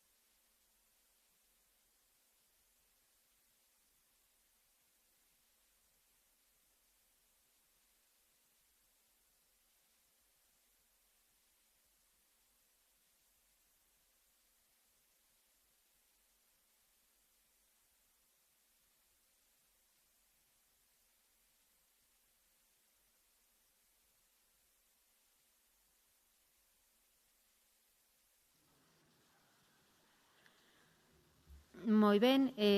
Imos finalizar esta conferencia final cun bloque diferente. Ata o de agora estivemos falando de administración autonómica, de administración local, tamén de Ecoembes que colabora cos concellos. Cando diseñamos esta conferencia final pensamos que era importante darlle voz a outras entidades, non só a administración. É importante, importantísimo, ter a experiencia da USC, da Universidade. Por este motivo invitamos a un referente na materia da economía circular, como é Xavier Vence, que nos acompaña. E tamén pensamos que era necesario darlle cabida á empresa privada, porque no tema de economía circular a vinculación entre universidade, empresa privada e administración é fundamental. A empresa privada aporta innovación, aporta ideas, aporta emprego, con lo cual é fundamental ter a visión da empresa privada tamén en todo lo referido á economía circular. Imos comenzar coa intervención de Xavier Vence Deza, que se titula "Da economía da reciclaxe a economía circular, prolongación da vida dos produtos e reducción do consumo".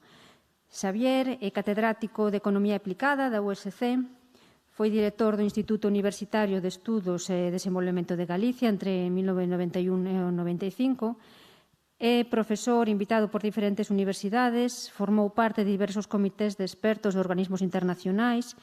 Actualmente é coordinador do Grupo de Investigación ICD, Innovación, Cambio Estrutural e Desenvolvemento, é coordinador do Máster de Desenvolvemento Económico e Innovación do USC.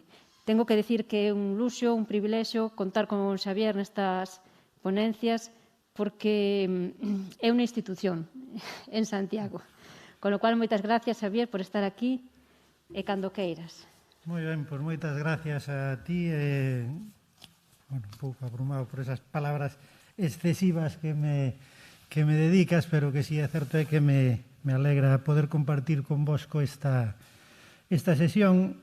Como corresponde, pois un pouco o meu labor universitario, non estou involucrado en tarefas de xestión, por lo tanto non estou na miudaxe da xestión dos proxectos de transformación concreta das cousas que estades moitos de vós, e o que me vou a dedicar fundamentalmente a plantexar algúns temas de reflexión ao redor desta temática na que efectivamente vimos traballando desde hai xa uns cuantos anos no meu grupo de investigación sobre economía circular, que é, digamos, un concepto que emerxeu nas últimas décadas, sobre todo de forma importante na última década, e que se está convertindo nun elemento, nun enfoque que pode permitir repensar moito algúns dos problemas fundamentales que ten a economía contemporánea, a economía lineal, a economía capitalista industrial, tal como a coñecimos e a coñecemos até agora, que é realmente insostible e que temos necesidade, temos obriga de repensar o modelo económico, de repensar as actividades productivas e tamén de repensar o consumo, de repensar un pouco todo si queremos que o mundo siga sendo habitable para as vindeiras xeneracións e siga sendo un mundo, digamos, confortable e con capacidade para xenerar benestar non só para nós, para os que estamos neste momento sobre a Terra, sino para os que veñen atrás, que deberían ser moitas xeneracións. E ás veces costa pensar que nós non somos os últimos, espero que non sexamos os últimos, nin os que veñan detrás de nós, que non señan os últimos en habitar de xeito confortable o planeta. Como temos que pensar no moi longo prazo, pois é certo que temos que repensar moito as consecuencias do que estamos facendo no presente, porque desenvolvimos nas últimas décadas palancas moi poderosas para actuar sobre o mundo, sobre os materiales, sobre a realidade. Temos palancas tan poderosas, que se non as sabemos utilizar adecuadamente e con mesura, poden ter consecuencias o millor que son moi indesexables. Entón, o concepto de economía circular é un concepto que chega para repensar iso, para repensar o sistema productivo, para repensar os modelos de produción e de consumo, para camiñar cara a unha economía máis sustentable. Entón, como digo, aínda que hai unha serie de cousas que seguramente todos os que estades aquí estades familiarizados, eu non me resisto a chamar a atención sobre os datos crus que nos presenta o mundo no que estamos e que non deberíamos pensar só en ir resolvendo pequenos problemas que temos, sino que os problemas que temos en riba son tan gordos que temos que dedicar un espacio do noso tempo, da nosa vida e nas institucións un tempo de acción para cambiar as cousas de verdade. Non só para poñer parches, sino para ir cambiando as cousas de verdade. E iso é así porque, aínda que a algúns lle costa creelo, e mesmo hai todo un movimento no mundo auspiciado por xente poderosa, por intereses moi poderosos de negacionismo dos cambios que está sufrindo o planeta, e en particular o cambio climático, xa hai negacionismo para todo, forma parte da corriente de irracionalización da sociedade, que hai quen a está promovendo con moito interese, pero o certo é que a realidade que mostran os estudios científicos sobre a marcha do clima é absolutamente contundente. O cambio na temperatura está sendo media do planeta está sendo moi acelerada. As causas fundamentales están nas emisións de gases de efecto invernadoiro, o CO2, metano, etc. Pero é moi importante entender que ese aumento na temperatura, derivado da acumulación que se vai producindo na atmósfera dos gases de efecto invernadeiro, que non é só os que producimos agora neste ano, senón que todo o que se vai producindo acumúlase ao de décadas anteriores porque non se destrúe, vaise acumulando. E entón o problema é que chega un punto en que aínda que deixemos de producir, aínda que deixáramos, cousa imposible, de producir máis gases de efecto invernadeiro, só cos que hai acumulados na atmósfera xa o cambio climático está en marcha. Ese é o tema. Pero o certo é que cada ano seguimos acumulando máis e están aumentando a un ritmo acelerado.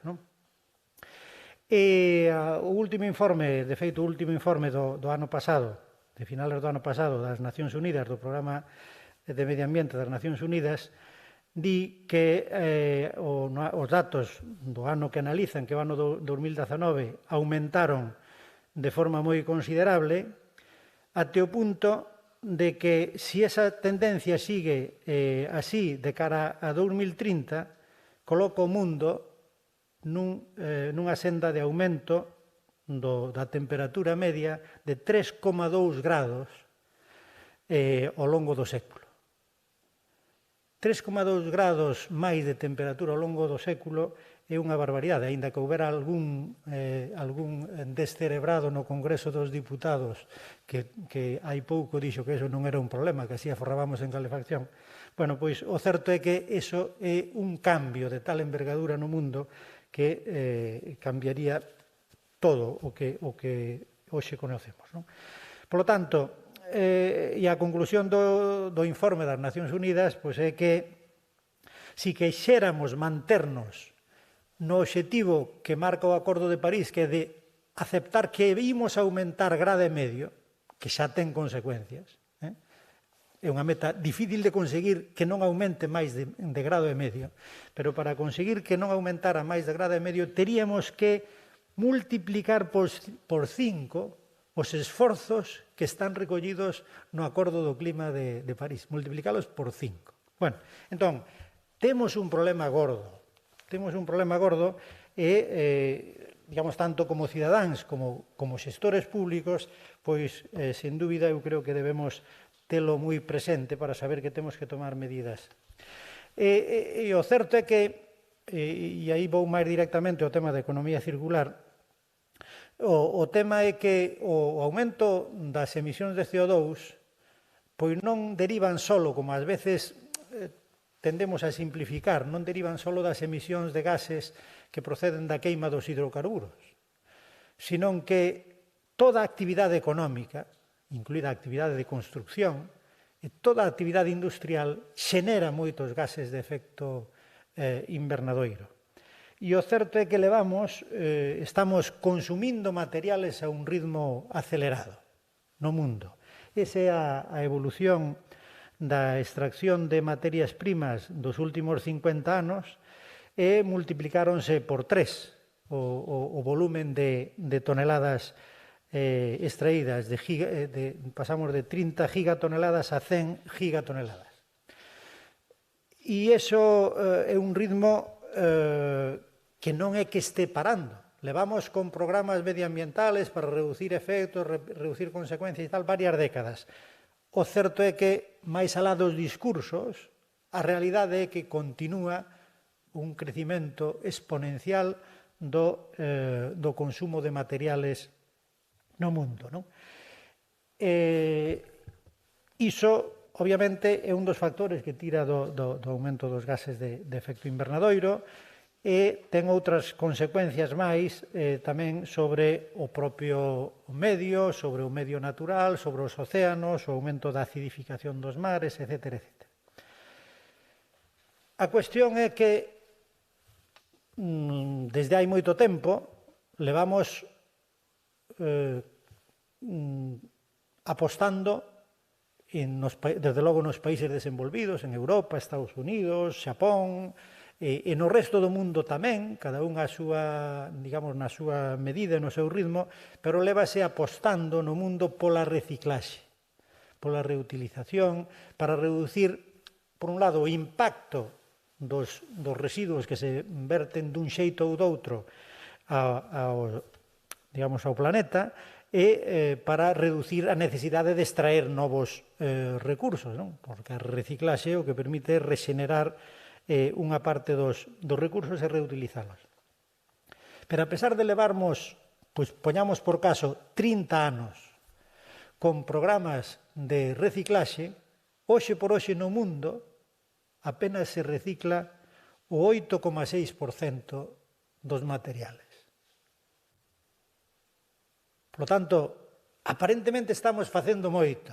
Aparentemente estamos poñendo en marcha moitos programas, moitas accións de sensibilización, de inversión en infraestructuras para apoiar a reciclaxe. Bueno, antes aquí se comentou na sesión anterior de plans que están en marcha, etc. Bueno, pois, con todo e con iso, no mundo apenas se recicla o 8,6%, cual seguramente quere dicir que o problema non é só de poñer o acento na reciclaxe, sino en todo o que hai antes de chegar ao momento en ver que facemos cos residuos. O mellor hai que reducir por outras vías os residuos.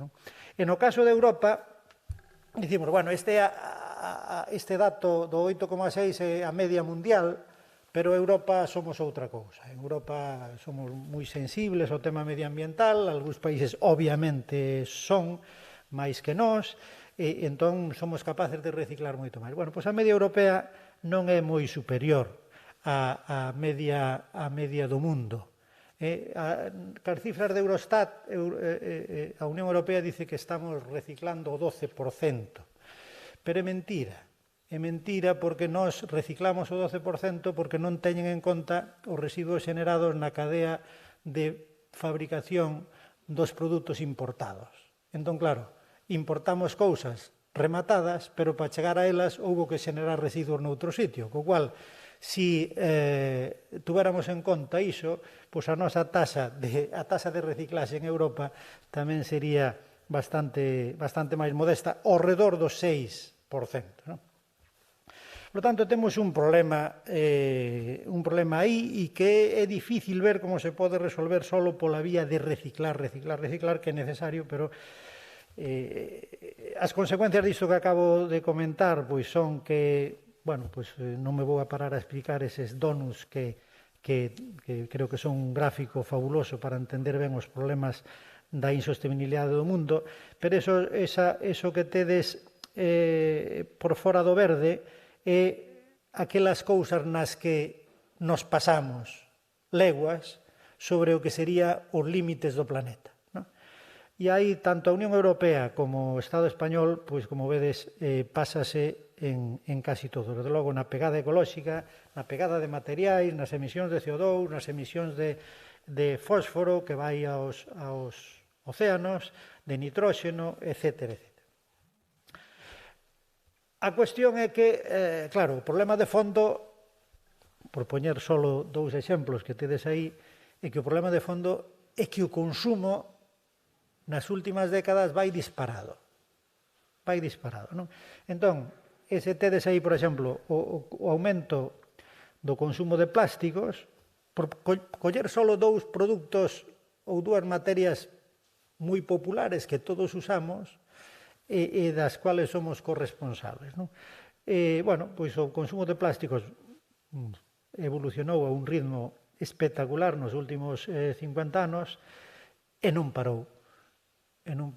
E as medidas que se adoptaron nos últimos tempos son, eu creo que, de un impacto por moi modesto, pero é que no caso de outro tipo de produto, como é a vestimenta, o vestido, que todos obviamente andamos vestidos, pero ao mellor resulta que temos os armarios cheos de non sei cantas cousas que non usamos ou máis que moi ocasionalmente. E o certo é que nos últimos 30 anos, desde que se puxo en moda isto da fast fashion, da moda rápida, do consumo rápido, pois multiplicouse o número de prendas en apenas 15 anos. Esos son moitos materiales, de todo tipo, que acaban dun xeito ou doutro, se non se reutilizan, pois acaban nalgún sitio no planeta.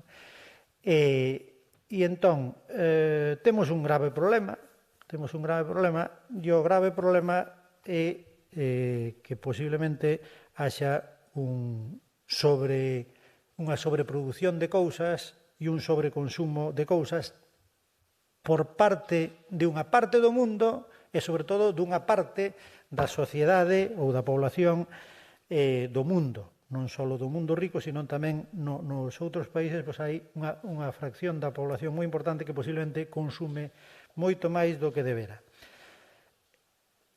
Claro, veremos, non me vou a parar aquí moito, pero a razón pola cual, a pesar diso, decimos que hai que seguir producindo e consumindo, a pesar de que en momentos como este de dificultade, que non podemos salir, a preocupación fundamental é como facemos que a xente consuma máis. Parece que as preocupacións dos gobernos en todo o mundo é como se evita que as consecuencias, por exemplo, dunha pandemia non se transformen en que a xente consuma menos do que viña consumindo, paradóxicamente, porque hai que manter vivo o motor da economía, porque temos unha economía que efectivamente solo se entende e parece que solo se sostén na medida en que o ritmo de produción e consumo vaya máis. E iso, o mellor, é parte do problema. É a raíz do problema. E o que está claro é que, entón, hai que repensar ese tipo de cousas. Obviamente, iso é para foros de outro tipo, pero a algún nivel temos que reflexionar todos sobre iso. E, obviamente, se producimos moito e consumimos demais, claro, logo a tentación de buscar falsas solucións é bastante habitual, esconder os problemas debaixo da alfombra, mandalos para outra parte do mundo, exportar o lixo, etc. Entón, aí, por exemplo, vedes que a Unión Europea, que somos moi sensibles ao medio ambiente, temos programas de sustentabilidade moi avanzados, etc., e nos creemos moitísimo todo ese discurso, resulta que o que ocorre ao longo dos últimos 15 anos é, como vedes, que exportamos unha gran parte do noso lixo ao resto do mundo. Tamén importamos, e algúns países, sobre todo, importan tamén lixo, pero exportamos moito, e non parou de medrar. Co cual, Claro, iso non é unha solución. Exportamos, cando non o trouxen xa para mostrar, pero onde exportamos? Pois hoxe, claro, estes países que son ao final uns apestados da Unión Europea, pero son os que absorben a maior parte do lixo que exporta a Unión Europea, por exemplo, Turquía, ou por exemplo, algúns países de Asia Central, ou países de África. Bueno, e exportase todo tipo de lixo. Pero iso, claro, non resolve o problema. O problema está aí. Desplazámoslo xeográficamente. Non o vemos cos nosos ollos. Podemos ter as cidades e o noso entorno algo máis limpo, e é un progreso para os nosos países, pero estáse acumulando o problema noutra parte do planeta e así non se resolven as cousas, non?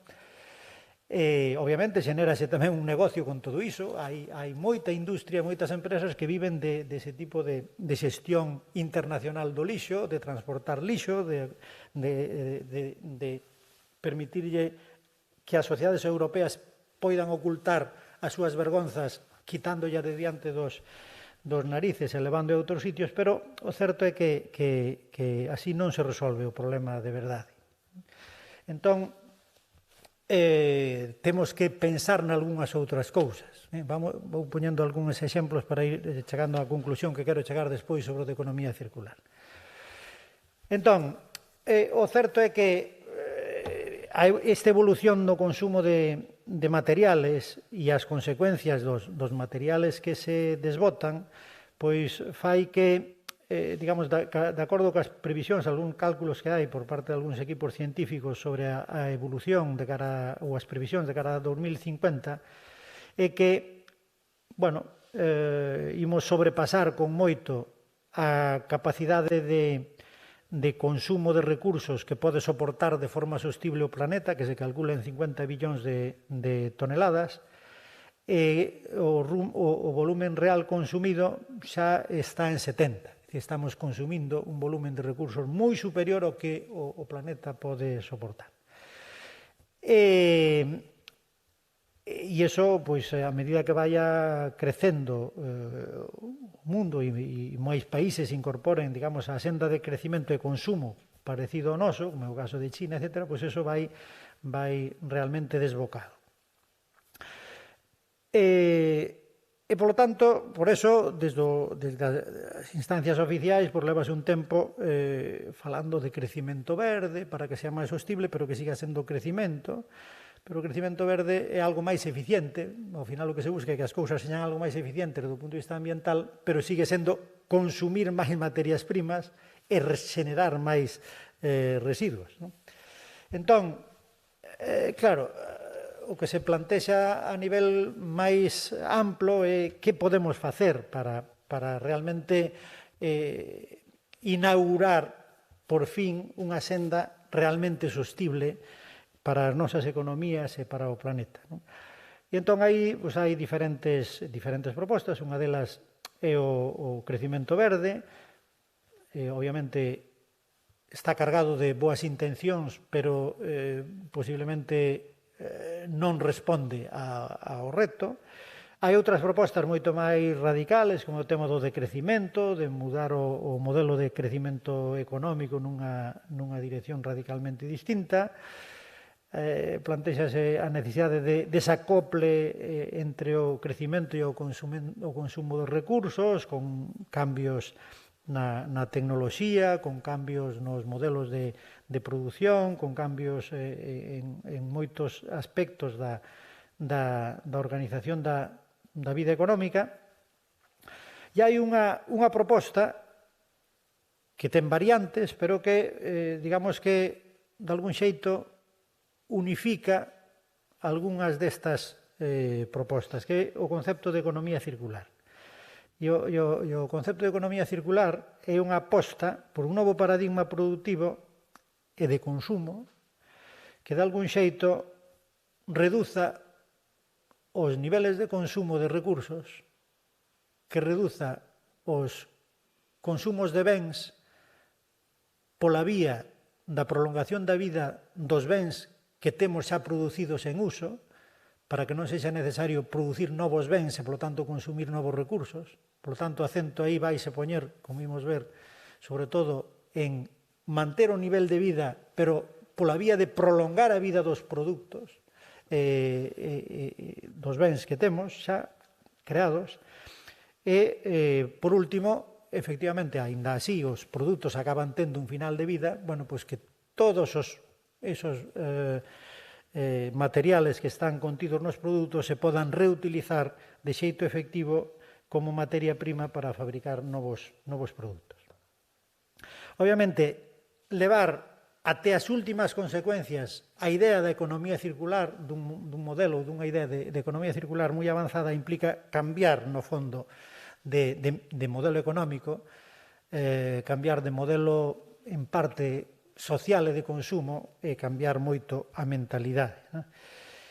En ese sentido, nun foro como este, seguramente non é necesario insistir, pero creo que é moi importante insistir en que a idea da economía circular é algo diferente non só da economía lineal, sino tamén da economía da reciclaxe, que está pensada como unha solución, un parcheo sobre a economía lineal.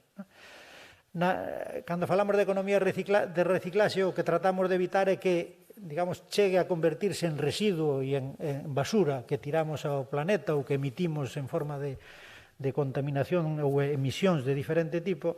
Tratamos de reducir o máximo posible a cantidade de residuos xenerados e que tiramos. Esa é a economía da reciclaxe. E é a que se veu configurando nos últimos 30 anos. E é na que aquí, como nos incorporamos tarde, digamos que estamos aínda tratando de asentar. Moito do que estamos facendo, do que estamos aquí, é ver como reciclamos máis, para evitar que haxa ese tipo de basura sobre o planeta. Pero claro, o que ocorre é que si poñemos todo o acento en reciclar, en moitas cousas ao mellor estamos dando paus de cego unha dirección equivocada. Porque ao mellor é moito máis importante reutilizar.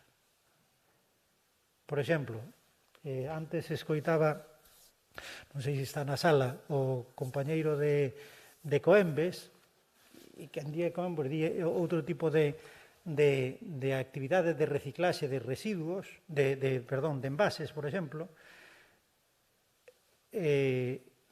máis que reciclar, en moitos casos a verdadeira aposta sostible é reutilizar os envases que están construídos. As botellas que están xa feitas, se queremos reciclalas, resulta que primeiro hai que recollelas, hai que transportalas, hai que picalas, hai que procesalas. Todo iso consume moita enerxía, e despois fabricamos outra vez un envase novo.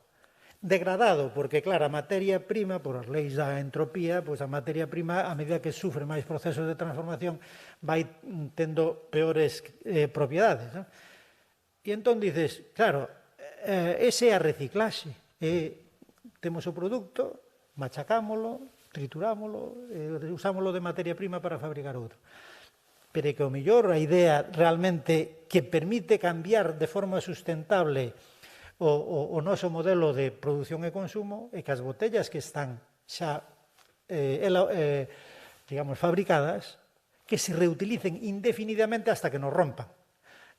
Claro, cando rompen non queda outra, pero mientras, e por que non se lle pon a mesma atención a unha estrategia de reutilización dos envases en vez de unha estrategia de picar os envases para fabricar e utilizalo como nova materia prima.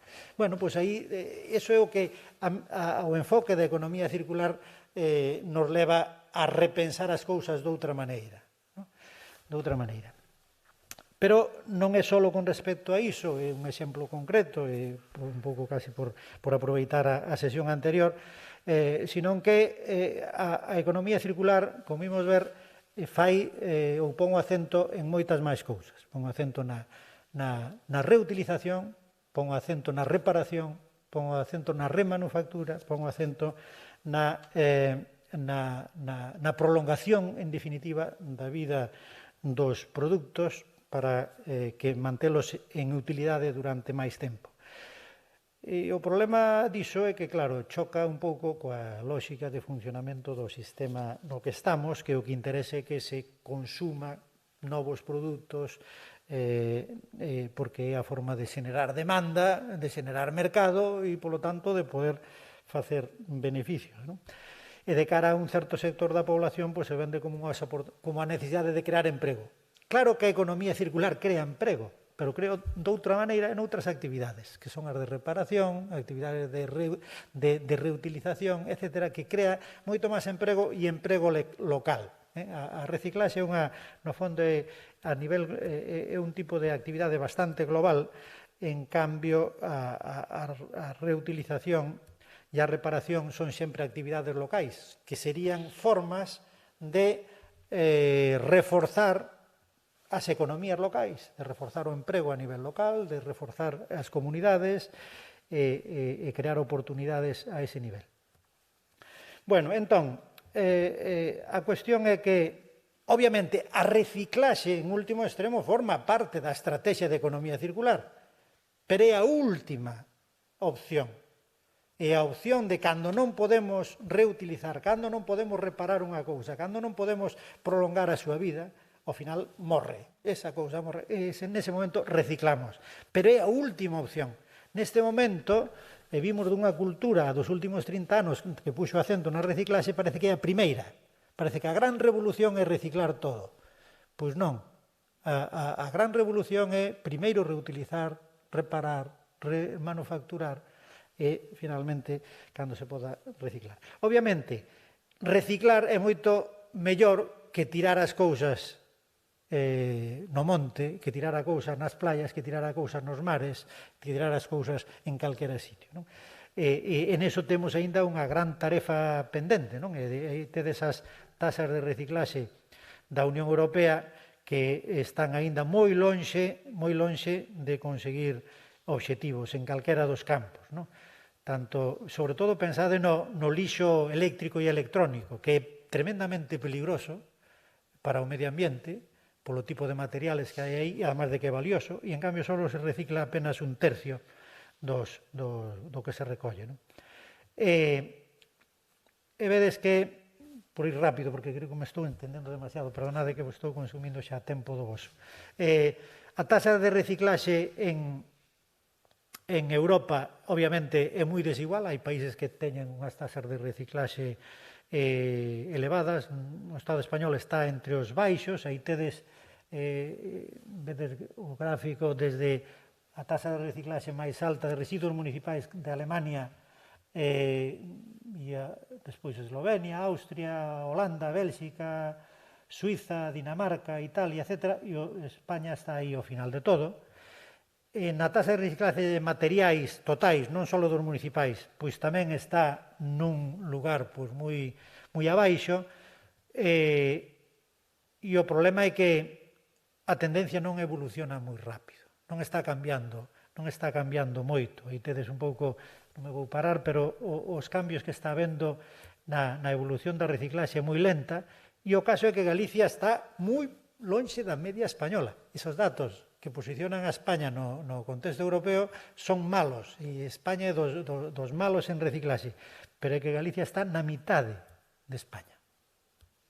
Por exemplo, nos residuos municipais.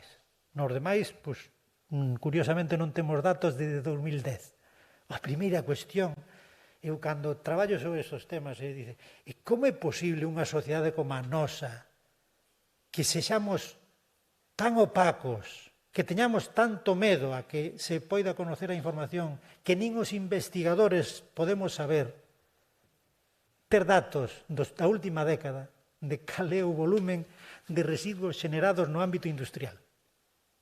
Non hai datos desde 2010. É increíble, pero é así. Entonces, temos aí un problema.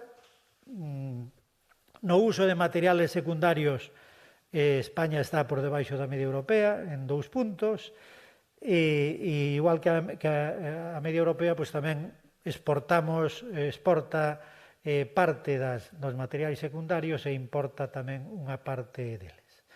Entón, todo isto o que nos leva é a concluir, a min lévame a concluir, que temos que cambiar de modelo productivo e non só de modelo productivo lineal, sino que temos que deixar o modelo productivo da economía da reciclaxe para pasarnos de verdade a economía circular, pero pensando nesas outras cousas. En ese sentido, hai un esquema que é moi interesante que digamos, deberíamos distinguir tres grandes ciclos na economía circular. Un é o ciclo da reutilización, da utilización dos produtos, facelo o máis longo posible. O ciclo da reparación e remanufactura dos produtos que, digamos, sería o segundo óptimo, e o terceiro óptimo é reciclar os materiales, que habitualmente se chama reciclaxe, como última opción. Pero, utilizando unha escala do que é máis circular e menos circular, de 0 a 9, pensade que a reciclaxe está no penúltimo nivel. A reciclaxe é a penúltima solución circular. A penúltima. A última é queimar. A última é cando se decide queimar, que é o modelo de Sogama. É o modelo de Sogama. Pero a penúltima é reciclar. Temos todos os outros 7 estrategias anteriores que son os que lle dan máis sentido á economía circular. O primeiro é reducir. O segundo é repensar os diseños dos produtos para que sexa menos intensivos en materiales. O terceiro é reducir as materias que utilizamos nos produtos. O terceiro é reutilizar os bens, mercados tamén de segunda man, etc., de todo tipo de produtos. A reparación, para que as cousas podan ter máis vida e acabar con a obsolescencia programada, etc. Ou incluso a remanufactura dos produtos para melloralos un pouco, pero que continúen vivos. E todo iso é o que temos que repensar se queremos realmente camiñar cara a unha economía máis circular. Tiña algunhas ideas para plantexar a nivel municipal neste terreo, pero se queredes no coloquio, se temos tempo e soportamos, volvo sobre isto porque me pasei demais, así que deixo yo o tempo aos meus compañeiros, a miña compañeira de mesa. Moitas gracias. Gracias, Xavier. Bueno, fixeches unha exposición moi clarificadora e moi visionaria do que nos espera nun futuro como non cambiemos como sociedade. Evidentemente, este consumismo desmesurado en que se ve inversa esta sociedade actual na que vivimos é bastante alarmante. Este problema do lixo non o tiñan os nosos avós, non o tiñan os nosos ancestros. É un problema da sociedade na que vivimos agora, de usar e tirar, de consumir, de comprar, que un pouco nos inunda o consumismo. Entón, temos que cambiar o chip, temos que cambiar individualmente nós, como persoas, pensar que temos que mudar o xeito en que vivimos, porque o futuro do planeta está en xogo. E se queremos deixalo para os nosos fillos, pois temos que poner en práctica todas estas ideas que nos has aportado da economía circular. Ben, como vamos un pouco mal de tempo, vou pasar á seguinte ponencia. Estou moi contenta porque teño aquí a Gema. Gema é un exemplo a seguir. É unha muller emprendedora, é unha muller tamén visionaria, é unha muller que leva 18 anos traballando no mundo da reciclaxe e da economía circular. Cando ninguén pensaba nesa palabra, ela xa estaba pensando, maquinando que facer coas redes de pesca. Quixen traer a Gema para que nos presente o seu traballo, que é digno de mención e de facelo ver a todo o mundo. Como vamos mal de tempo, sen máis, douche a palabra para que comentes. Pois moitísimas gracias. Yo solamente soy la cara visible de un montón de gente que hay detrás, un montón de industria, oficio y gestos que desde el niño en su casa que tira la basura, el vasito del yogur en el contenedor que tiene que ser y que luego nos llega a nosotros como materia prima, hasta el que recoge, o sea, un montón de personas que están detrás de Cholita. Estoy súper de acuerdo con 1000 cosas de las que has comentado. Por ejemplo, que nuestra materia prima es cuando ya acabó todos los ciclos de vida útil que tenían que tener y cuando ya no tiene ninguno más. Antes de incinerarse es cuando nosotros lo recogemos como materia prima, o en el caso de las redes, pues las redes fantasmas que están contaminando, ¿no? Vamos a poner 2 R's más, que es responsabilidad desde el niño a todos y cada una de las personas que vivimos en el planeta y que tenemos que ser responsables, y que, bueno, que nosotros desde Cholita damos nuestra respuesta, y nuestra respuesta empezó con el tema de las redes, buscando un envase muy gallego, muy de nuestra esencia para un tema de conserva gourmet, y queríamos una red, desde luego, reciclada, que viniese ya de hacer una labor y que viniese a aportar a hacerse útil de otra forma, ¿no? Hicimos unas bolsitas pequeñas. Después pensamos con las redeiras también, o sea, también metemos un oficio que tendía a desaparecer, con lo cual al final economía circular, aparte de sentimiento y de tener nuevas vidas en elementos que ya parecía que habían acabado su ciclo, pues también aporta en el tema de economía meter a gente de sectores que tendían a desaparecer, en este caso las redeiras, que se les da pues una nueva visibilidad y un nuevo enfoque a su oficio, ¿no?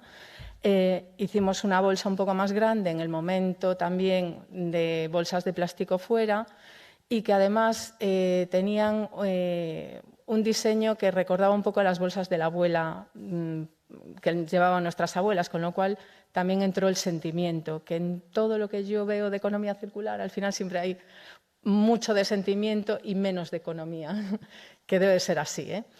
Empezamos con esto, tirando de la red y enredando. Como mi trayectoria profesional es en el tema de equipamiento urbano, pues decidimos dar un salto del textil al otro sector, ¿no? Y yo ahí, como decía Eva, desde hace 18 o 20 años, porque como bien decía Xavier también, llevamos un retraso muy importante en el tema de reciclar y de dar una nueva vida a las basuras y a los residuos, conocí un material que es de la última porción del contenedor amarillo.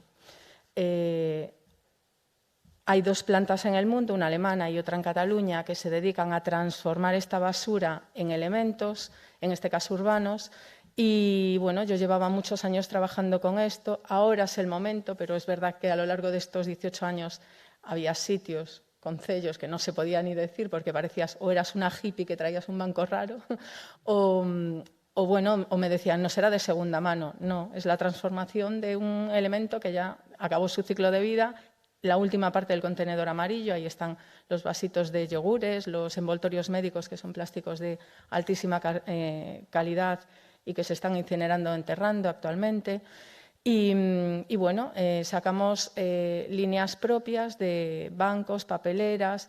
Me encantan las papeleras porque del contenido hacemos el continente, que también es muy importante. Se puede enseñar desde el colegio recogiendo las merienditas de los niños y diciendo, con tu gesto y con la trazabilidad de esta basura hemos llegado a tener estas papeleras en el colegio, por ejemplo, ¿no?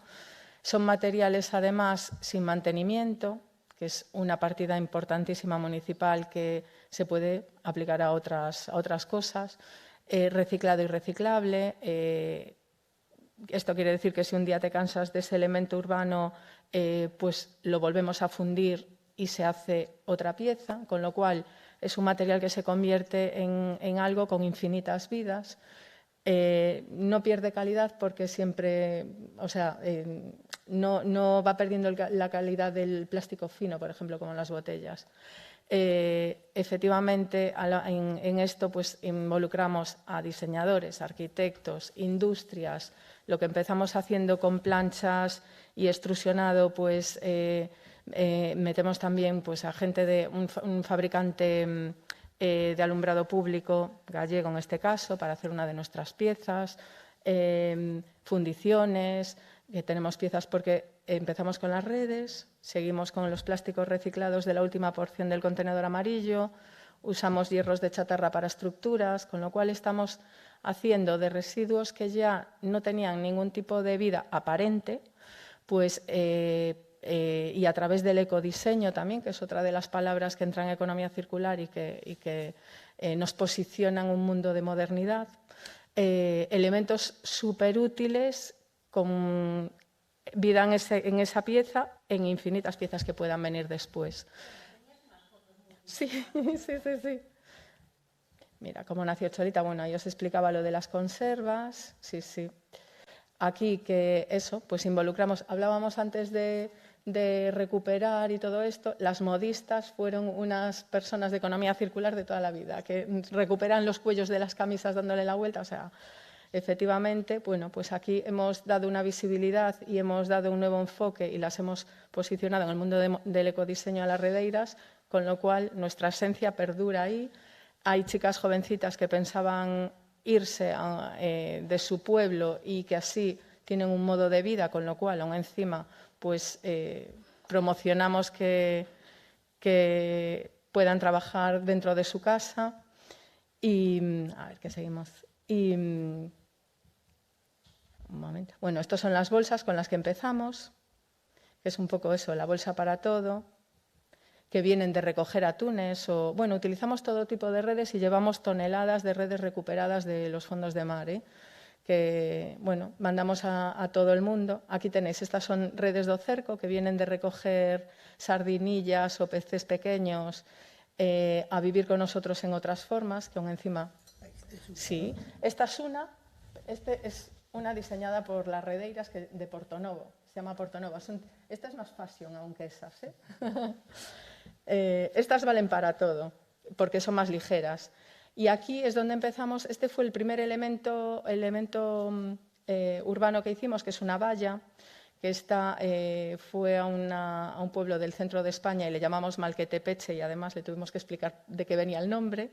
Y parece mentira, pero ahí están los tres residuos, ¿no? Hierro de chatarra, basura urbana en los postes y las redeiras nos hicieron ese tipo de ventanitas con red reutilizada, que en ese caso venía de coger atunes. Estructuras, hicimos una silla también, bueno, hicimos varias, pero sillas de contrat con hierro de chatarra y red reutilizada de atunero. Sí.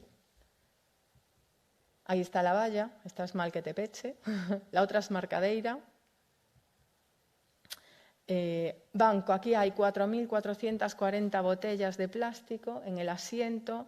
Hay diseño, hay las mismas ventanitas que usamos para el cierre en el respaldo del banco, hay las redeiras trabajando y el transporte que hemos utilizado para llevarlos, en este caso fueron para Orense y para Barcelona, y toda nuestra esencia en un elemento urbano.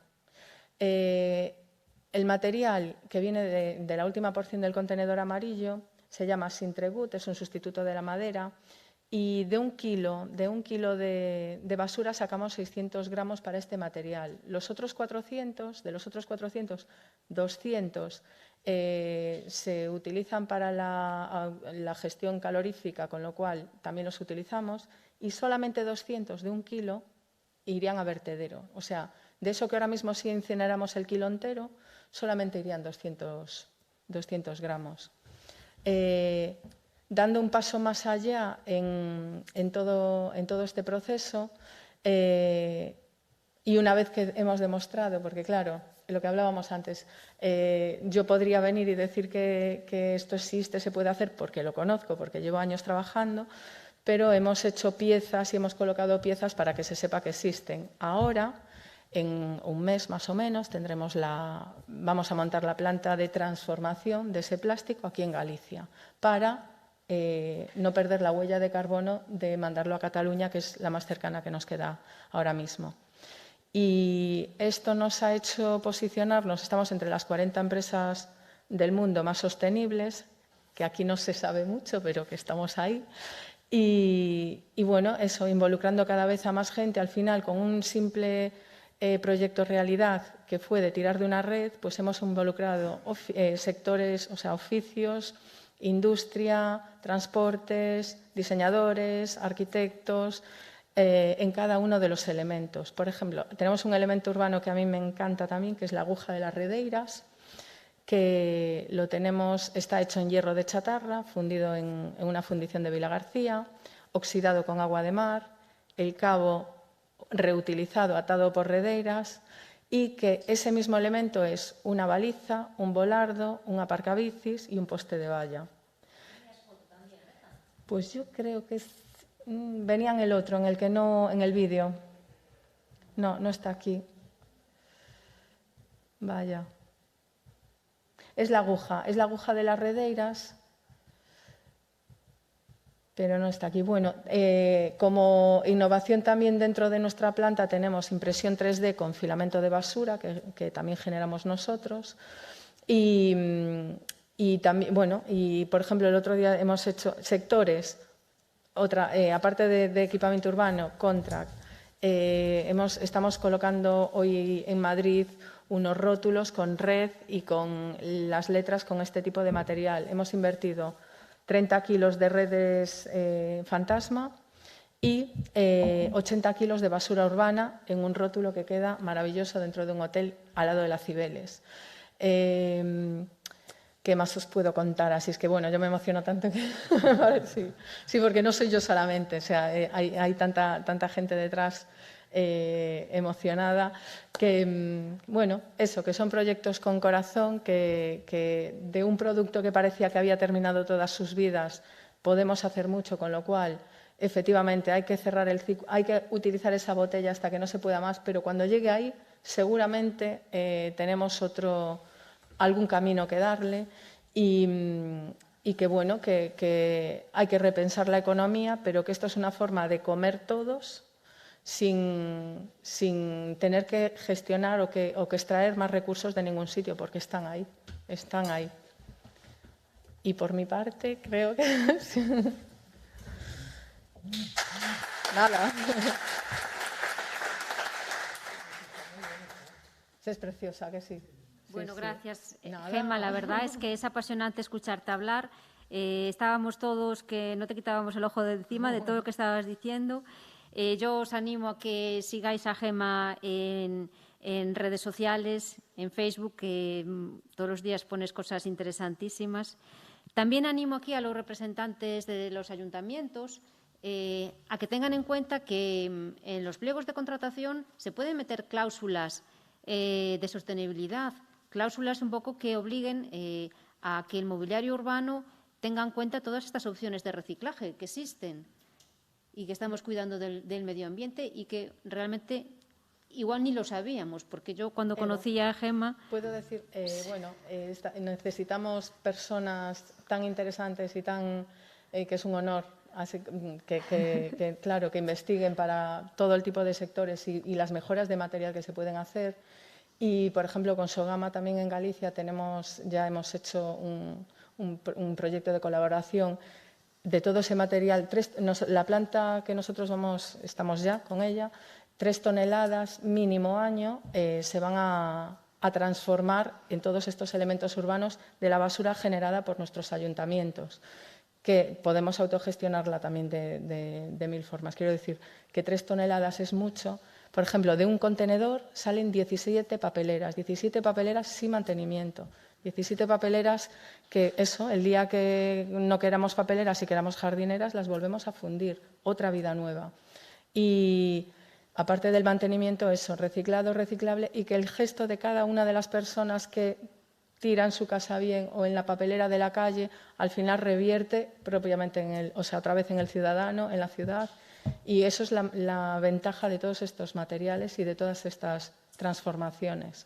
Y es verdad que al final solo se recicla un 6 o un 8%, que llevamos Nos parece que todo esto empieza ahora y fíjate, este material lleva 18 años. Alemania recicla, transforma en piezas 90.000 toneladas de basura al año en una zona de Alemania con esta planta. Una basura que nosotros incineramos ahora mismo. Es una pena. Efectivamente, sois un ejemplo a seguir. Ojalá que esta retransmisión la vea mucha gente a través de YouTube, porque desde luego habéis sido todo un descubrimiento para mí y supongo que para esta audiencia. Bueno, somos todos, todos. Bueno, Muchas como gracias. vamos ya un poquito mal de tiempo, pues vamos a dar paso a la última ponencia. Os presento a Daniel. Él es ingeniero informático por la Universidad de Vigo. Cuenta con más de 10 años de experiencia en el desarrollo de software y consultoría en el sector de residuos. Es responsable de las operaciones de los proyectos Cero y Tropa Verde. Temas Desenvolvemento es una empresa de productos tecnológicos, desarrolla herramientas tecnológicas en el campo de la gestión de residuos. Teimas fue la empresa que desarrolló la plataforma Tropa Verde. Un poco, si estamos aquí, es porque Tropa Verde, el proyecto europeo, llega a su fin. Tropa Verde no hubiera existido si Teimas no hubiera inventado la plataforma de gamificación que pone, digamos, en una misma plataforma a los ciudadanos, a las empresas colaboradoras que dan recompensas y a los establecimientos colaboradores que recogen estos residuos por parte de la ciudadanía. Cuando quieras, Daniel. Buenos días a todos los presentes y a todos los que estén viendo a través de las plataformas de streaming este evento. En primer lugar, querría agradecer al Concello de Santiago, por supuesto, el haber dado esta oportunidad de que estemos aquí presentando cada uno de nuestras iniciativas y nuestras inquietudes en materia de circularidad y de residuos. Y a todos los ponentes, por supuesto, por todas sus contribuciones. Por mi parte, yo soy Daniel Cid, como bien decía Eva, soy el responsable del proyecto Cero y del proyecto Tropa Verde en Teimas. Y bueno, venimos aquí a hacer un pequeño recorrido desde esta presentación habla de macro a micro, es decir, queremos hacer un repaso desde aquellos impactos más grandes que tiene en clima para el ser humano y cómo se aplica al día a día, sobre todo a la parte de los residuos y qué podemos aportar nosotros. En ese sentido, entiendo que al hacer el recorrido trataré de ser un poco menos académico que Xavier. Sin duda, mi conocimiento es mucho menor, espero que no me lo tenga en cuenta. También trataré de ser, porque estamos un poco fuera de tiempo, breve y posiblemente fracase. Pero bueno, empiezo ya. Empezamos por el calentamiento global. Como decimos, empezamos por la parte macro y para ello, pues, qué mejor forma de tener un referente internacional de tan importancia como es la Conferencia del Cambio Climático que se produjo en 2015, ¿no? En esta foto podemos ver, esta foto representa el momento histórico, así se caracterizó en su momento como histórico, del acuerdo al que se llegó por el que 193 países pues, acordaban una serie de medidas para reducir el impacto en la Tierra en cuanto a las emisiones y tratar de mitigar ese crecimiento de temperatura. Si podemos ver en esta foto a Ban Ki-moon todo contento, la verdad es que pasados unos cuantos años vemos que en realidad es cierto que efectivamente las cosas no van como queríamos que fueran, ¿no? Y ciertos eventos como por ejemplo pues, mismo recientemente la salida de Estados Unidos del Acuerdo de París, aunque hablan ahora de volver, pues desde luego no resultaban muy halagüeños en ese tema, ¿no? Pero bueno, es una representación de la importancia que tiene el cambio climático y cómo se reconoce dentro de la esfera internacional. Incluso yéndonos al informe del Foro Económico de Davos, que nadie podría calificar de ser necesariamente pues, un amigo, por así decirlo, de la búsqueda de soluciones relacionadas con la sostenibilidad o con el cambio climático, incluso ellos mismos son los que se están manifestando tanto en su informe, tanto en referencia a la probabilidad como al impacto, la grandísima importancia que tienen factores medioambientales en el daño al ser humano. Es decir, si vemos esta imagen, vemos fácilmente que bueno, se ha colado un poco con la reciente pandemia las infecciones como probables y como problemáticas para el ser humano, pero el resto están dominados por factores medioambientales. Es decir, es un hecho que hasta las asociaciones que a priori no tendrían por qué tener una relación directa con el interés por la sostenibilidad manifiestan que es un hecho el que esto es así, ¿no? Y aquí podemos ver cómo efectivamente el incremento de las emisiones a lo largo de la historia, desde los años 90 hasta ahora, y bueno, por supuesto desde mucho más atrás, pues no ha hecho más que incrementar. Vemos cómo ha tenido que venir una pandemia para bajar un poco las emisiones, ¿no? y a priori podría parecer que crear una pequeña tendencia en descenso, pero la realidad es que como esto no cambie de manera radical y continuamos en el camino por el que estábamos teniendo, si os fijáis en la gráfica, ya no solo es que nos pasemos del 1,5 grado de incremento de temperatura, de los 2 grados de temperatura, sino que iríamos muy por encima de esto. Y bueno, hace falta un cambio absolutamente radical para que esto no sea así. Bajando un poquito más del cambio climático y entrando en la economía circular, que es algo que aplica al fin y al cabo a nuestro día a día de todas las personas, querría empezar por Ellen MacArthur, porque Ellen MacArthur es una persona que tiene una historia tremendamente interesante. Es una deportista olímpica, muy laureada, que se propuso batir el récord del mundo dando la vuelta al mundo, navegando en el menor tiempo posible ella sola. Por tanto, lo consiguió. La verdad es que es un hecho absolutamente increíble.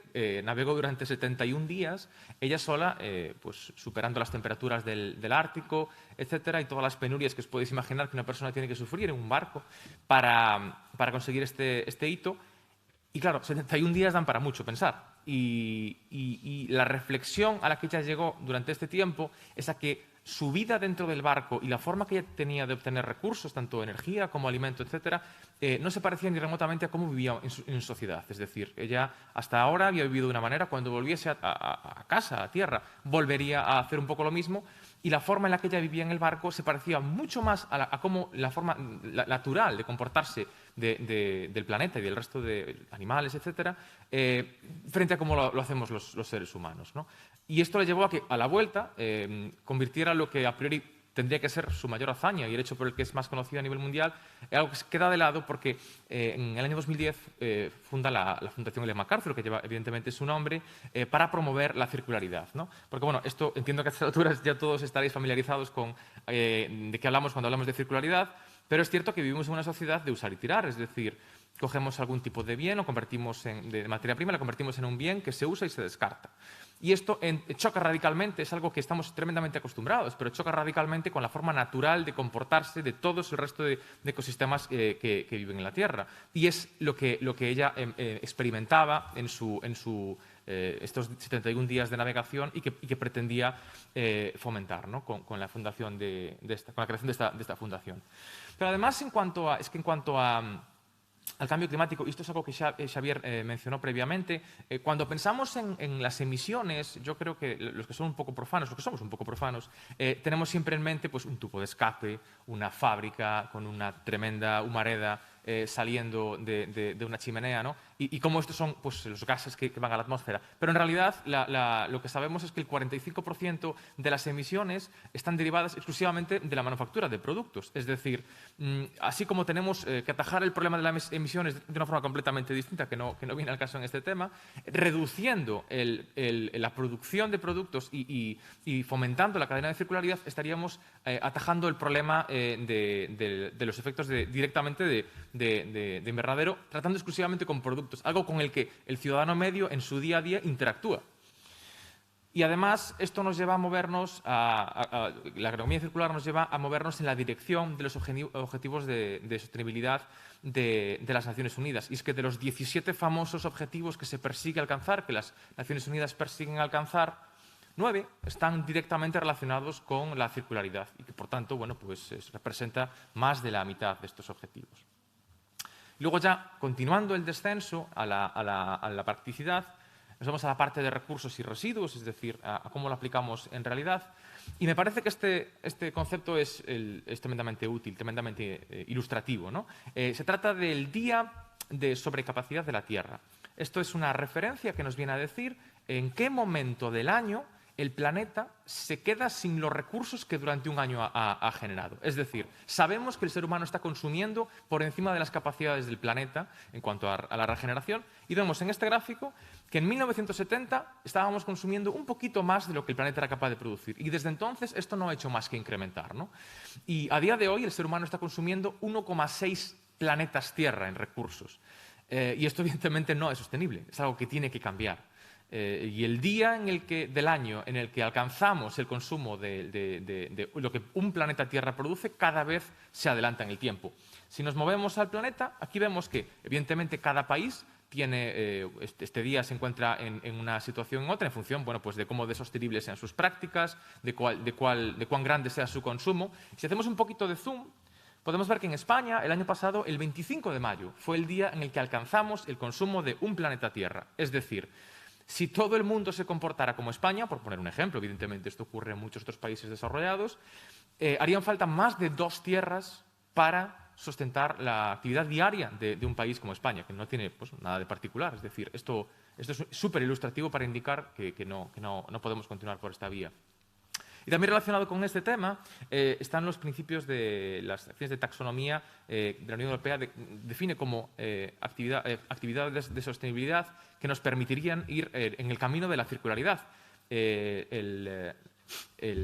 Repensar en cómo se comportan los productos, reducir, reutilizar, reparar, remanufacturar, reacondicionar, el repropósito y el reciclado son ejemplos de cómo las 3 R's famosas, ¿no? Reutilizar, etcétera, se convierten ahora en 9, lo cual expande un poco y ahonda en cómo no solamente se tiene en cuenta lo que a priori todos consideraríamos como las principales acciones a llevar a cabo, sino que podríamos ir mucho más allá, como hemos visto hasta ahora. Pero es que además esto es muy interesante en materia de residuos, porque todas estas 9 R's en realidad se parecen mucho a la jerarquía de residuos de la Unión Europea. Es decir, este embudo, el que siempre hablamos, ¿no? De primero prevenir, después preparar a la reutilización, reciclaje, más abajo, ¿no? Y por supuesto abajo la eliminación final, está tremendamente relacionado con esto que acabo de comentar. Y si bien la primera parte hablaba de acciones de circularidad, esta es puramente de residuos. ¿Qué nos lleva a pensar en esto? Bueno, pues que si bien históricamente, y los que llevamos un poco de tiempo en esto de exclusivamente los residuos lo podemos ver, dentro del mundo del medio ambiente los residuos han sido un poco el patito feo, ¿no? el elemento que se deja siempre al lado y siempre se habla de otras problemáticas cuando se habla de medio ambiente en general. Bueno, pues en realidad el camino de la circularidad y de una sostenibilidad mucho mayor pasa sin duda por prestar más atención a los residuos. Y es que, desde luego, el vertido de residuos provoca emisiones de gases de efecto invernadero. Se puede estimar que aproximadamente el 10% de las emisiones se deben al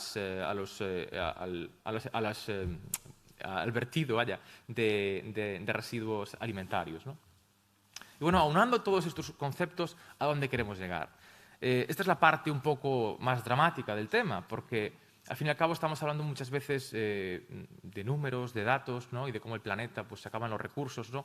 Pero cuando hablamos de datos y hablamos de iniciativas, a veces deshumanizamos un poco la problemática, porque en realidad el calentamiento global mata a 250.000 personas al año según la Organización Mundial de la Salud.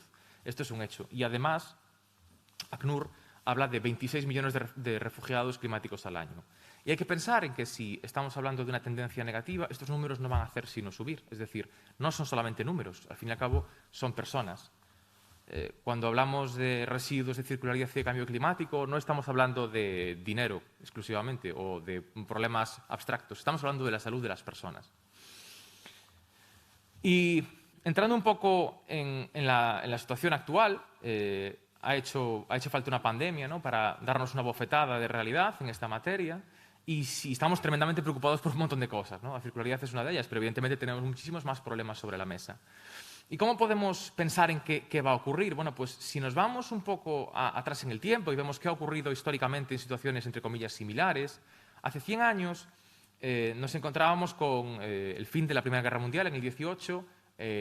Todos hemos oído hablar de la gripe mal llamada española, es decir, cómo esto afectó al mundo. ¿Y qué ocurrió después? Bueno, pues los locos años 20, una época de grandísimo crecimiento, de un montón de oportunidades, donde la gente, pues, toda esa tensión que tenía acumulada y todos estos problemas que surgieron, pues los tradujo en una energía para crear un cambio y para modificar la sociedad. Y debería ser este el punto de inflexión en el que todos nos movamos, ¿no? Porque es cierto que el pesimismo está ahí, pero no sirve de nada. Las iniciativas y las soluciones son lo que tenemos que perseguir. Y en ese sentido, bueno, tenemos una imagen de Ursula von der Leyen, la presidenta de la Comisión Europea, y también haría falta mencionar al vicepresidente de la Comisión para el cambio verde, para el Green Deal, Franz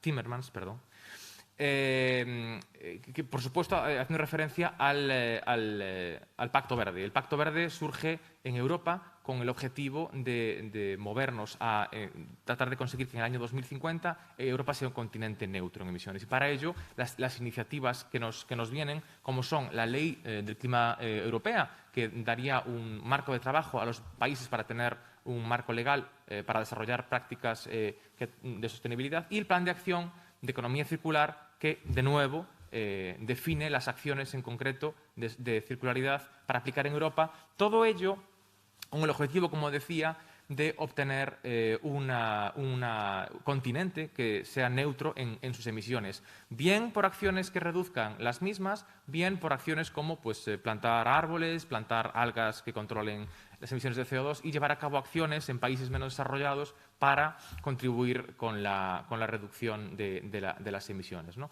Y se habla siempre en ese tema de la digitalización para evitar, por la parte de manufactura, el producir de forma innecesaria ciertos bienes, con el objetivo de la descarbonización. Y en lo que a mí me toca, si de algo sabemos nosotros en Teimas, es de digitalización y de descarbonización. Porque nosotros somos una empresa que lleva más de 12 años, ya desde 2008, desarrollando soluciones tecnológicas en el sector inteligente de los residuos, ¿no?, para aportar tecnología y aportar soluciones para este sector y ayudar a las empresas en todos los ámbitos de los residuos a alcanzar sus políticas de circularidad y a facilitar el cambio. Como decía, llevamos desde 2008 trabajando, hemos lanzado diferentes proyectos desde la plataforma Gestores de Residuos, que a día de hoy es el portal de referencia para la gestión de residuos en España, como diferentes productos como pueden ser Teixo, por supuesto la plataforma Tropa Verde y después los proyectos Gretel y Cero para los productores de residuos. Y llevamos trabajando con literalmente cientos de empresas y posicionándonos en el mercado como un referente a nivel de tecnología en materia de residuos. Y es que la verdad es que, y esto es algo que nosotros consideramos tremendamente positivo, ¿no?, pero el ciudadano medio y el empresario medio se encuentra ahora con que cada vez la normativa resulta para ellos más acuciante, ¿no? Es decir, cada vez los cambios legislativos exigen a las diferentes empresas que tengan que llevar a cabo un control más exhaustivo de sus residuos, sean más respetuosos con el medio ambiente, y aumenta la responsabilidad que se entrega al productor de los residuos. Es decir, que no sea un problema únicamente el tener un gestor que se encargue de llevarte el problema que tú no quieres tener delante, sino que tú tengas que preocuparte, ¿no?, un poco de qué es lo que ocurre con aquello que produces. Y todo ello alineado, como decía, con el Green Deal, con el movimiento Zero Waste y con los objetivos de desarrollo sostenible, ¿no? Entonces nos encontramos, y esto es una cosa que hemos vivido muchísimos años, con que la gente tiene una mala calidad de datos. Es decir, efectivamente, ¿qué ocurre con la información, ¿no?, con qué datos tenemos, ¿no? ¿Cómo podemos decidir, llevar a cabo decisiones y definir estrategias si no tenemos calidad del dato? Bueno, tradicionalmente la gente no ha tenido herramientas a su disposición para tener este dato correctamente tabulado y definido, y tiene que recurrir a papeles, a Exceles o a herramientas que no son concretas o adecuadas. Y lo que tratamos de aportar aquí es una ventaja mediante aplicar tecnología, mediante software, mediante nuestra experiencia dedicada exclusivamente a los residuos para lograr el compromiso corporativo en esta materia. Y por un lado hemos desarrollado ya en este tiempo, desde hace más de 10 años, la plataforma Teixo para gestores de residuos, que permite, es un líder y un referente en el mercado, que permite a los gestores de residuos llevar a cabo un control de todos sus residuos, de la trazabilidad de los mismos, de la generación documental que le garantiza el cumplimiento normativo, pero que además le permite llevar a cabo un control de su sostenibilidad en la empresa. Y yendo más allá de los propios gestores de residuos, hemos desarrollado inicialmente con la plataforma Gretel para Telefónica, que gestiona, gracias a esta plataforma, todos sus residuos. A partir de ahí hemos desarrollado un producto que se llama Cero, destinado a todos los productores de residuos, enfocado principalmente a grandes empresas, porque son las que tienen que realmente llevar a cabo el cambio y desarrollar y mover estas estrategias de circularidad, ¿no?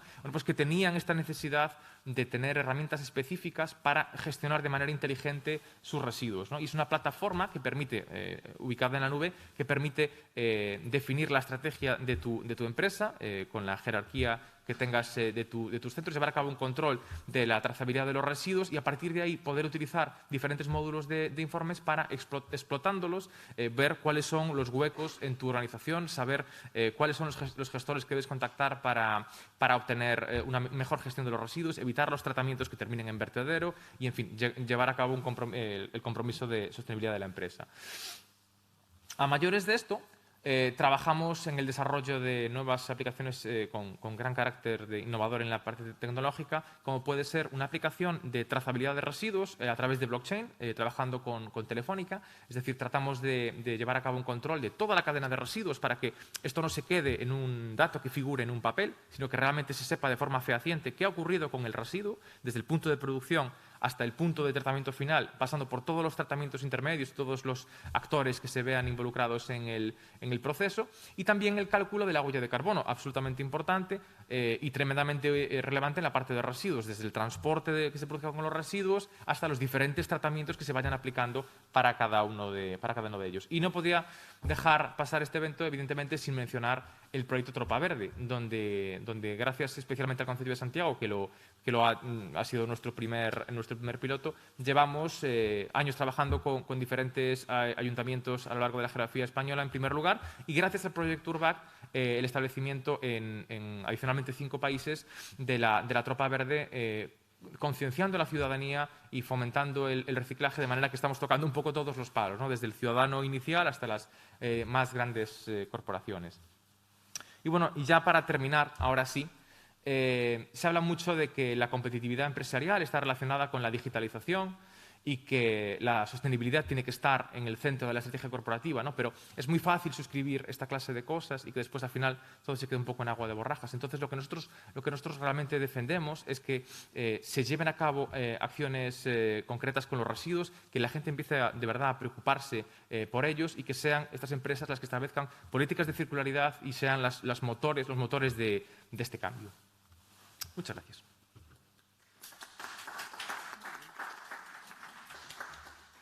Gracias, Daniel. Creo que has hecho un esfuerzo importante por reducir y por acotar un poco el tiempo.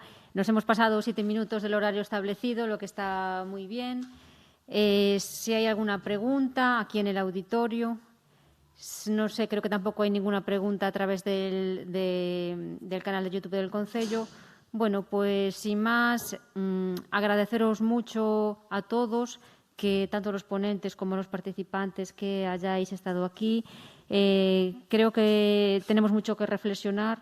Creo que hemos visto experiencias súper interesantes y bueno, ha sido un placer contar con vosotros y muchas gracias de nuevo.